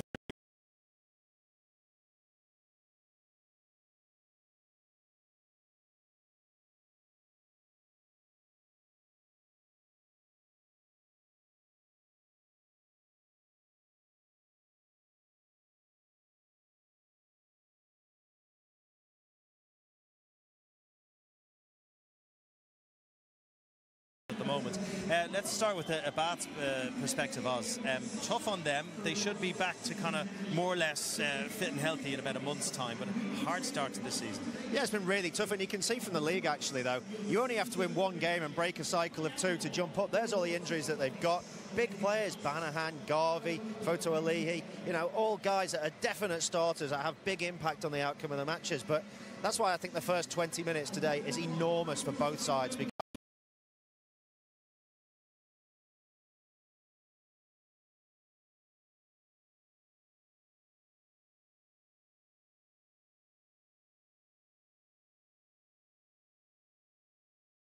we'll have to overcome these injuries, hopefully now. They'll come back sooner rather than later, and we've done our spell of bad injuries, and unfortunately that will probably move on to another club. But it's about the players that's wearing the jerseys, not the players that's not there. You and Bath have not had the start to a season that you would particularly want. Maybe confidence is taking a bit of a bashing. How important is it to get the Rico mojo back today? Well, it's important. As I said, both teams have probably had a stuttering start and a similar start. But for us, because it's an home game, it's more important for us to win this game than Bath, obviously. But Bath will come here, I think, with a little bit of a wounded animal, smell a little bit of blood in the water, and I'm sure they'll go for it. But it's up to us today to get back to the winning ways. We know it's going to be difficult. We know it's a tough game, but it's about us performing to our level.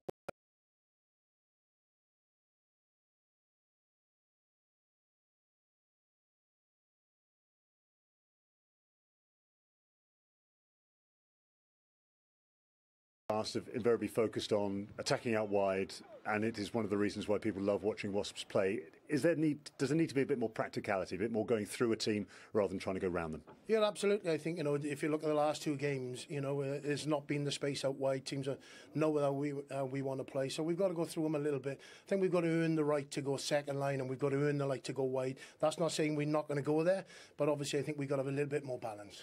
All right, as always, thanks for your time. Yeah, maybe a slight change in the old Wasps mantra of you might score, but we'll score more than you, Lawrence. Is that what's happening? Well, I think, listen, they still want to play attacking, exciting rugby, but I think Dai Young touched on the reasons why they've not been successful. Up front, they've got to meet that physical challenge. The 2 teams that have beaten them, Exeter and Quins, have got under their skin up front, and that's what Bath will fancy their chances of doing. I think Dai just wants them to be much more direct, and I hate to say it, but kind of earn the right to go wide. I think the problems that they have are that they're trying to find the corners of the defence with 2 lines of attack, but I think they've got their 2 lines the wrong way round. If we take a look at it, for example, you've got all your forwards up front. Yeah, I think you want your forwards in behind. You want your guys, your fast guys, able to make fast footwork, get a break, and then offload or be cleaned out by these guys. And there is a case where Daly's finding the edge of the corner, but he's not quite finding it with enough pace to go round. This is a prime example. You've got three guys in good position to hold the defence in front of them, but the execution, maybe the changing of Gopeth for Cipriani and the realisation, the understanding of one another isn't quite there. But this is where Wasps were at their best from last season. They score most of their tries, not when they pass the ball to the outside, but when they pass the ball to the inside. So they make half a break, get their hands through the tackle, distribute the ball back inside, and then they finish through the middle. But their stats aren't great, are they, Lol? Well, if you look at them, I mean, last season you had Christian Wade, who equalled the Premiership try-scoring record for the season. They were winning metres, they were winning carries, they were winning collisions, and they were high on the offloads. This season, on the other hand, they're right down the bottom. And, it goes back to the point Osty's saying about breaking the line, about getting some of those forwards, the likes of Haskell. Thomas Young, I think, will give them that real impetus today, and Nathan Hughes to really carry strong, particularly early on in the game. But if you are looking for those little breaks, those little line breaks around the edges, you got a problem to deal with today. Sam Underhill, who loves to chop players down before they hit that gain line, doesn't he? Yeah, he's the future for Bath. We've seen him in glimpses. Him and Zach Mercer, two outstanding players who really will look to carry this club forward. He's made the cross over the 7. He was obviously playing down in Wales, and a lot is expected of him. Look at that, 22 tackles made in the game against Northampton in a short cameo performance. So what that tells you is he's got the engine on him. He's willing to get up off the floor, recycle himself back in the game and put that work rate in. I'd like to see how much he carries, how much he's a link man today, but his head-to-head battle against James Haskell, who also finds himself out of the England squad, is going to be crucial. Yeah, I think that's going to be one of the matchups of the day, and there's so many across both sides, but Haskell's been left out. He's probably still got aspirations or the thought that he can still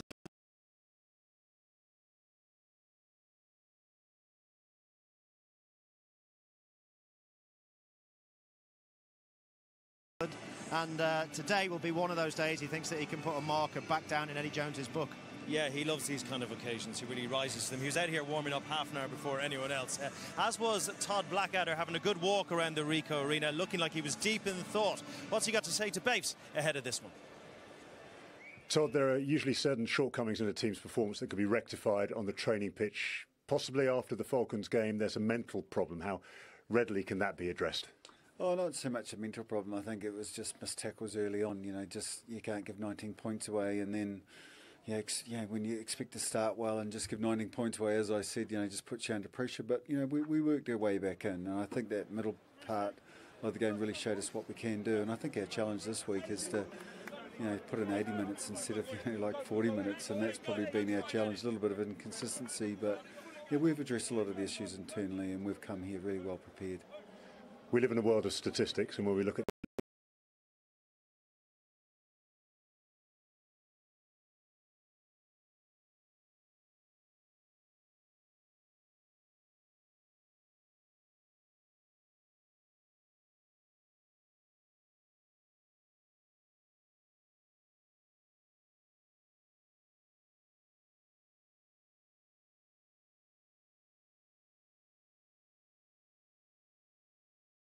the Premiership, one that leaps out is that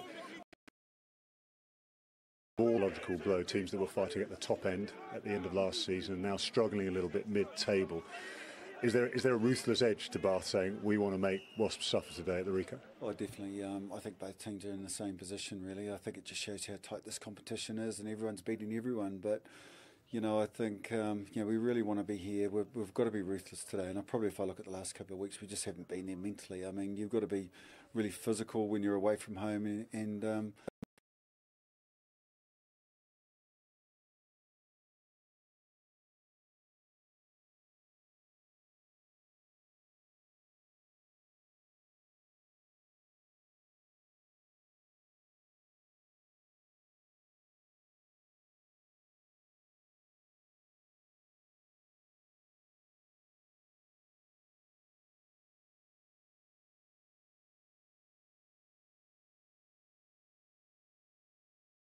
it's the mindset for. Yeah, lads. Statistics are not good at all. Look at that. Metres, carries, offloads, breaks conceded. You're below the likes of Worcester and London Irish, and that tells its story and perhaps tells why Bath are struggling at the moment. And I think they may be threatened today in different areas. We spoke earlier about the attack of Wasps, but they're dropping off a lot of tackles, and that's because they're conceding so many offloads.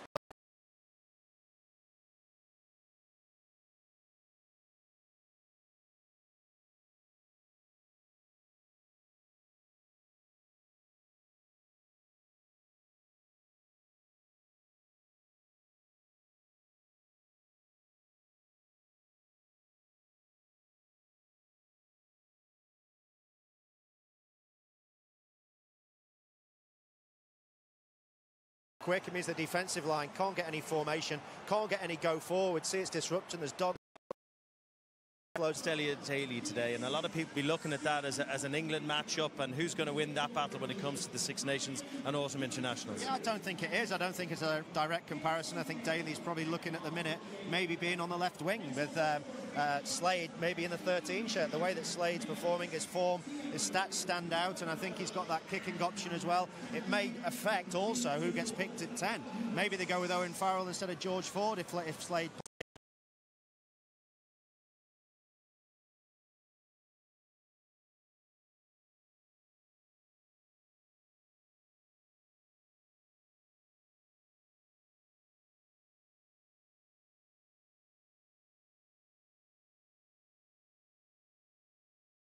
Permutations there, but it's a brilliant matchup today, isn't it? And in Joseph's defence, he's been out on the Lions tour.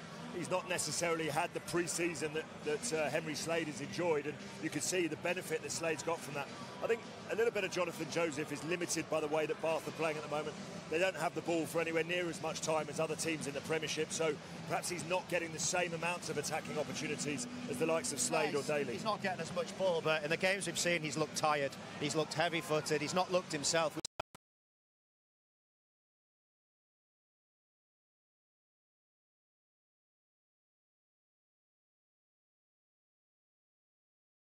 Get their seasons back on track. It is Wasps against Bath in round 5 of the Premiership after this short break.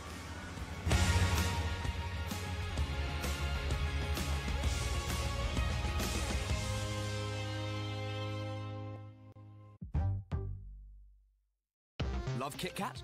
Love peanut butter? Then your dreams are about to come true. New Kit Kat Bites Peanut Butter. Whoever you are, however you break, have a break, have a Kit Kat. This is the Dyson V8 Absolute. Didn't really cords holding me back. It's a lot easier than using my usual vacuum. They really have.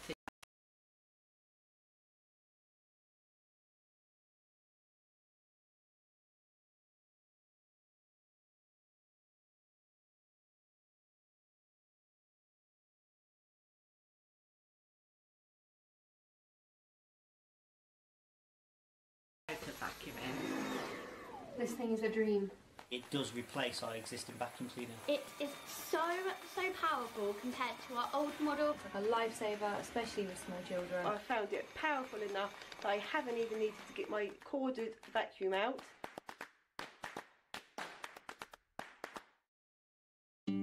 For people, for plans, for 200 years.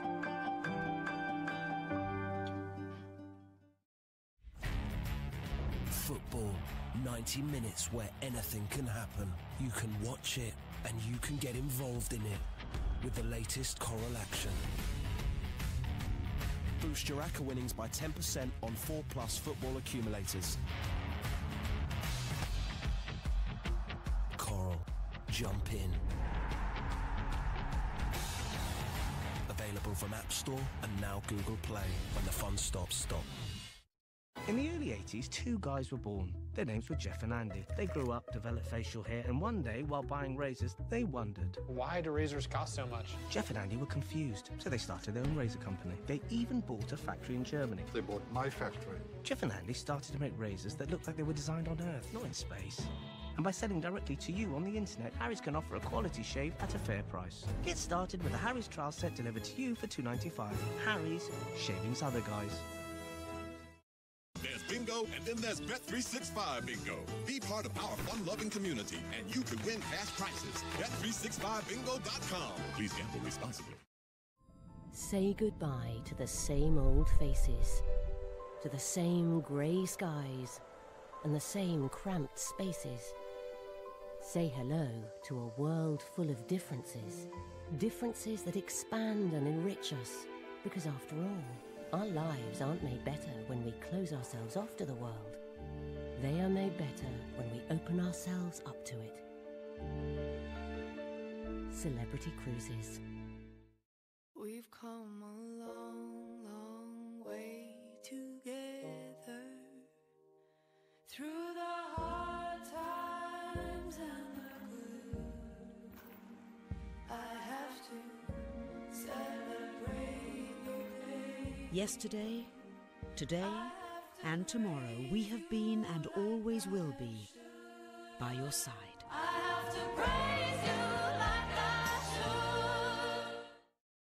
Trivago does the work for you and instantly compares the prices of over 600,000 hotels. I've been saying this a lot lately, but what does it mean for you? It means that by using Trivago, you could save up to 30% when booking your next hotel. Instead of accepting just one price or spending hours searching so many sites, let Trivago instantly compare prices of hundreds of websites to save you both time and money. And that is how Trivago finds your ideal hotel for the best price. Hotel Trivago.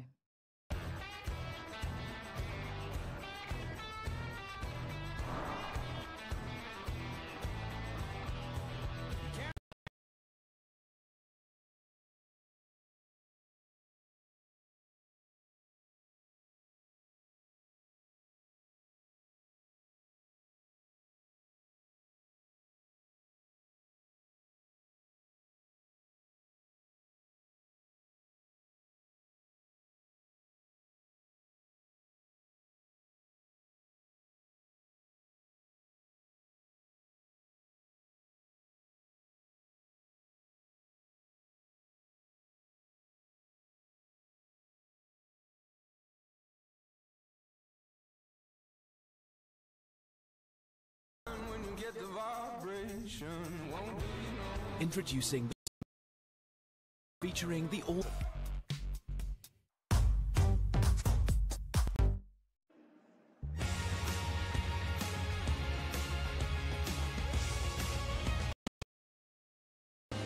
Welcome back to the Ricoh Arena. What's a very special day for Wasps as they mark 150 years in existence. All the great names there. Look at that, Kenny Logan.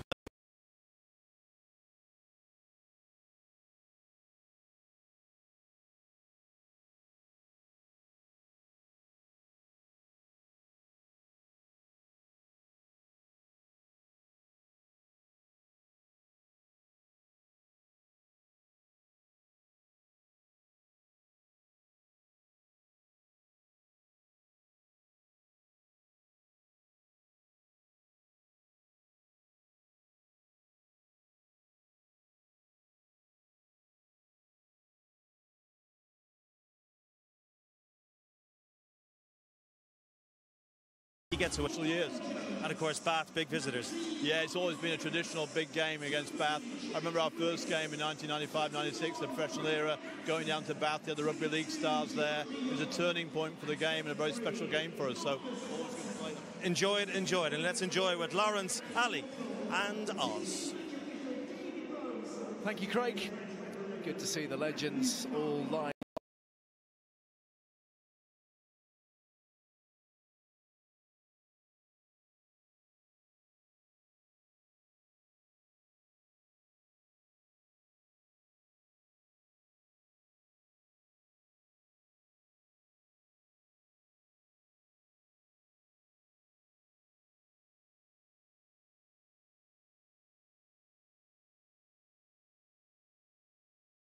Absent Simpson and Goppert again paired at half-back, with Brendan Macken brought into the midfield for Juan de Jong, who features on the bench, where we also find Marcus Watson, who may get to have a crack at his younger brother as the game wears on. Like his Wasps counterpart, Todd Blackadder is struggling with a lengthy list of absentees, but at least Bath can welcome back Henry Thomas on the tight.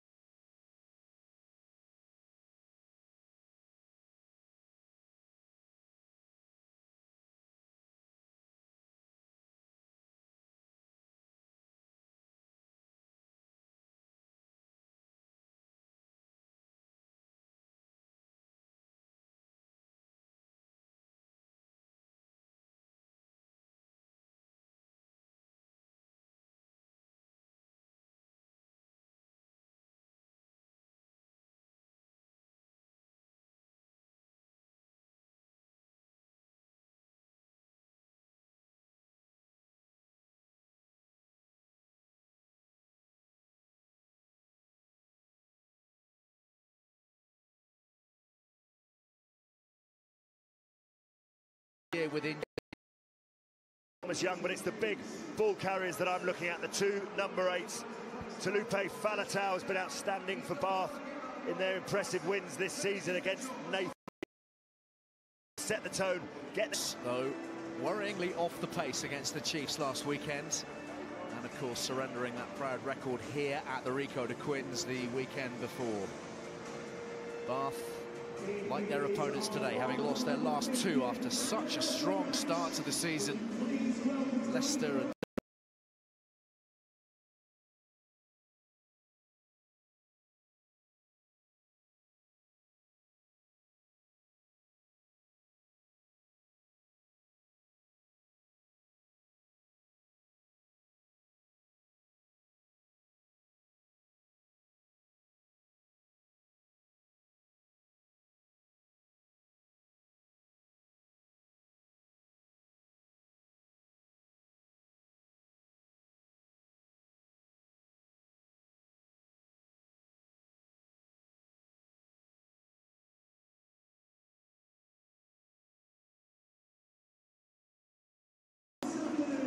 of course that madcap match at the Rec last weekend was there for the taking. Out today by Charlie Ewell. Got a Yeah, absolutely. It's the players who are wearing the shirt rather than the ones who can't. And every side goes through their injury woes. And these two clubs have had their fair share probably earlier in the season than they would like. But last year, this was an absolutely cracking game. I think it was Christmas Eve, wasn't it? We had tries aplenty. Both sides really going for it in attack. And Austin mentioned the opening 20 minutes. You know, once you've had back-to-back defeats, maybe you just get a little dip in confidence, and how each of these teams start, particularly the home team, will be absolutely crucial. So the final preparations for the Wasps side, plenty to attend to for last year's runners-up for Joe Launchbury. They haven't lost 3 in a row in the Premiership for some 21 months. Defeat this afternoon would set 1 or 2 alarm bells ringing, even at this early stage.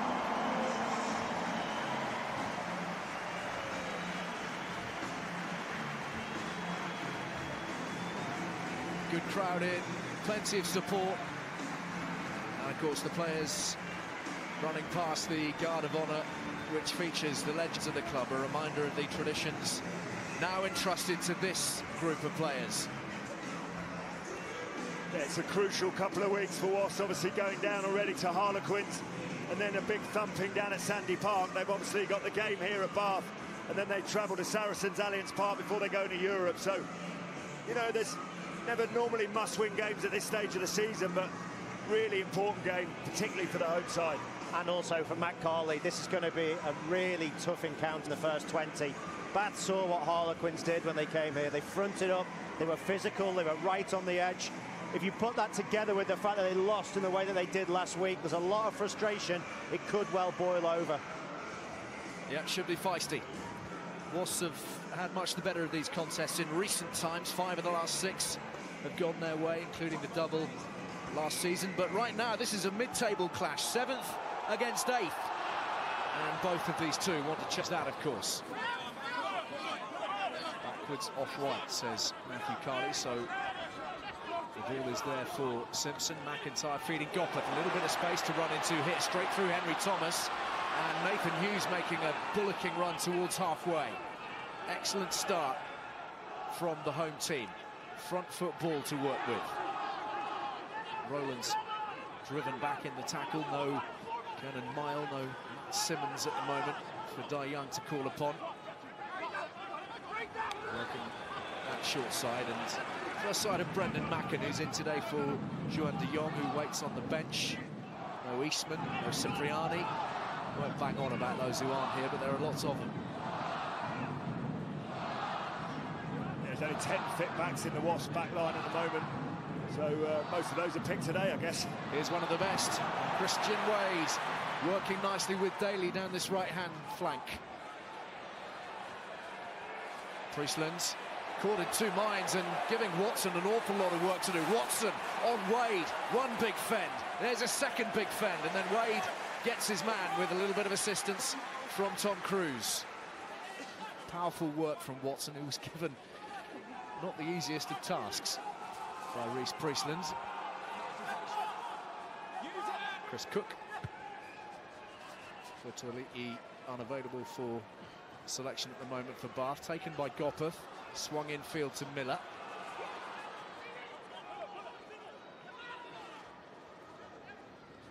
Gopeth again, Wade.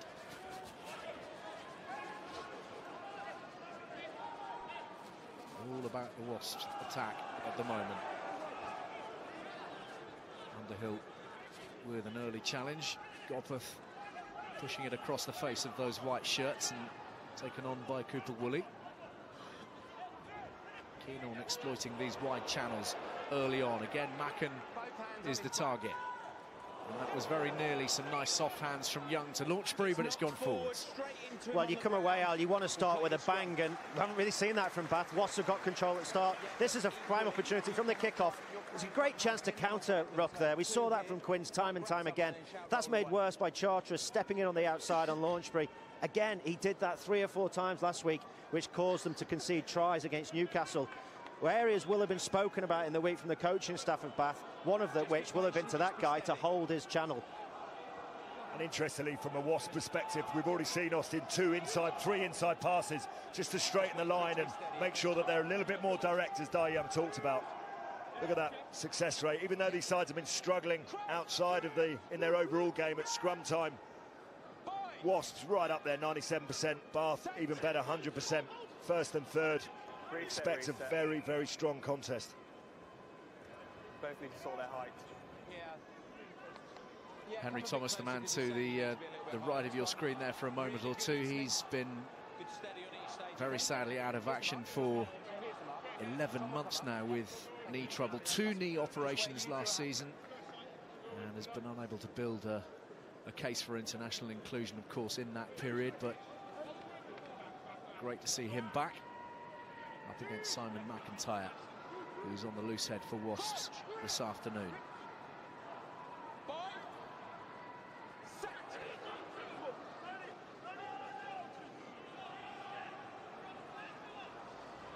Decent nudge, but a good counter drive from Wasps, and Matthew Carley awards them the penalty. Hughes takes it quickly and is not happy about being called back. Yeah, Ben Urbano, I think, is penalised for going across. He's under a bit of pressure from Jake Cooper Woolley, who is very well thought of both within Wasps and outside. If he can stay injury-free, can certainly put a run together that might start to put some pressure on the props that are above him in the pecking order. But it's Ben Urbano that just goes in and across, and Wasps are going forward, and they earn the first scrum penalty. Good space, yeah. This was the quick tap from right in front of Matthew Carley, but he wasn't content with it, and Nathan Hughes always playing with a smile on his face, and of course offered us one of the more appreciated moments of Premiership rugby last weekend in attending to the stricken Sam Simmons after his hefty collision with the Wasp number 8, attending to him on the ground as play continued. Great moment of sportsmanship.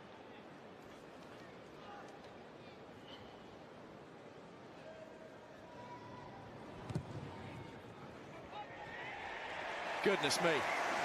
No nonsense from Jimmy Gopeth. Opens up in the 6th minute of the game with his longest kick of the season so far. Low and driven very hard through the middle. Ideal start for the Wasp number 10 off the tee. Talked about it often enough, but growing up in windy Wellington, you have to keep the ball relatively low to the ground, the trajectory low, and it's paid off here this afternoon. That's Will Rowlands, who's taken a tumble, but off a black shirt, so onwards we go. Happily, he's unharmed. Daly. Hey, wait there, hey. Thank you, you're onside now. Luke, patience on the back foot, please. Now, wait.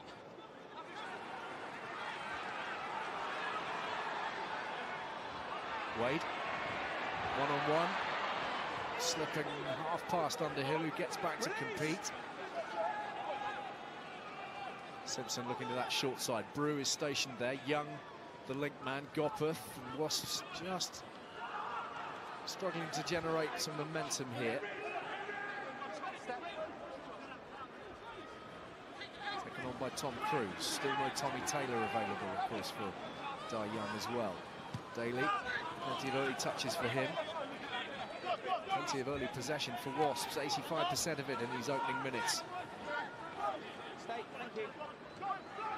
Gopper, crossfield, Wade on the chase. Brew underneath it, takes it well. And there's Falatau. Hit hard by Cooper Woolley. And Chris Cook goes to the boot and has come up with a very clever grubber. Yeah, it's a nice kick from Cook, wasn't it? Under pressure. Falatau tackled upended but brought down safely. Yeah, he's hit hard, but he's hit on his own terms. Look at the control he has in the tackle. He knows where he's going. He's always in control. Brilliant offload and keeps the play alive. Very nice play. Apart from being hit in the midriff. Yeah. Oh, he's so dexterous, isn't he? Talopi Falatau. Know about all the power that he can generate, but those hands are outstanding, and the footwork is pretty special too when he gets moving. Yeah, Will Rowlands won't thank James Haskell and Jake Cooper-Woolley. They're just... yeah, the lift was good. They just abandoned ship halfway through the lift and just said, there you go, mate, land yourself. Yeah, you're on your own now, mate. But thankfully, well, hopefully he's okay, because Ty Young doesn't want to see any more additions to the physio room so early on in the game. Yeah, certainly not in the second row department either. Looks like Marcus Garris, 22-year-old, on the bench, set to make his Premiership debut. I think it's more of I think it's a finger he might have dislocated. Actually, the physios look like they're just putting his finger back in place.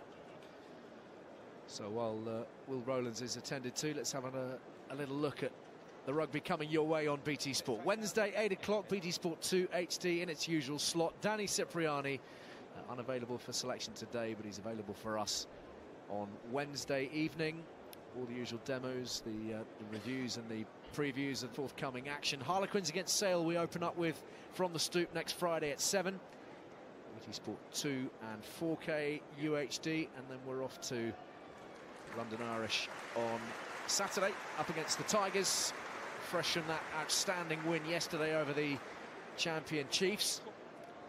And then on Sunday, Sarries Wasps. It's a big one, 2:30 from Allianz Park. BT Sport 1 and 4K UHD. Claimed by Launchbury.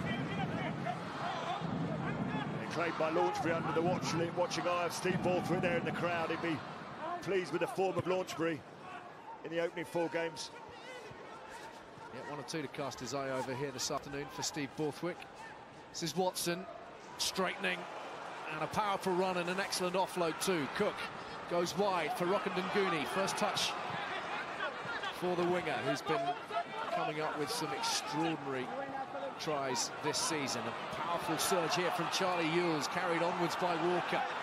And now Cook inside the 22. Bath threading some decent phases together here. Charteris has left that hanging, and that's gone forwards. Oh, what a shame.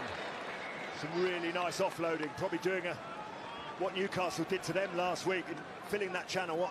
Watson looks up, you think he might shape to kick, and then puts a fend in and runs. And after that, some lovely offloading. Cook, first of all, with a lovely ball over the top to Rokandanguni.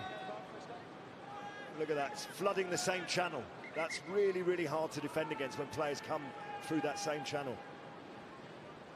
There's some excellent hard lines being taken initially, of course, by Watson, but great to see the interplay between the likes of Ewells and Walker too. Oz. Well, just seeing these lines run a lot more by a lot of sides now, particularly when you go wide. When sides go wide against you, look at all the forwards all homing in on the breakdown. What that means is you blindside them by coming back at their inside shoulders rather than running outside and trying to get leg drive. Just try and convince them that you're not coming and blindside them and going on the inside. Some good offloads then. And then you get right in behind. More sides doing that now, and the side who have become best at it are at the top of the league, Northampton. It's also about putting that pass across the first runner, and that attracted Launchbury, and then hitting the second runner, as you say, coming back and attacking the inside shoulder. It's not really a new concept, but for a number of years, sides went away from it. I don't know why. Maybe you were deemed to be running away from your support, but it's definitely paying dividends in terms of getting over the gain line and surprising defences.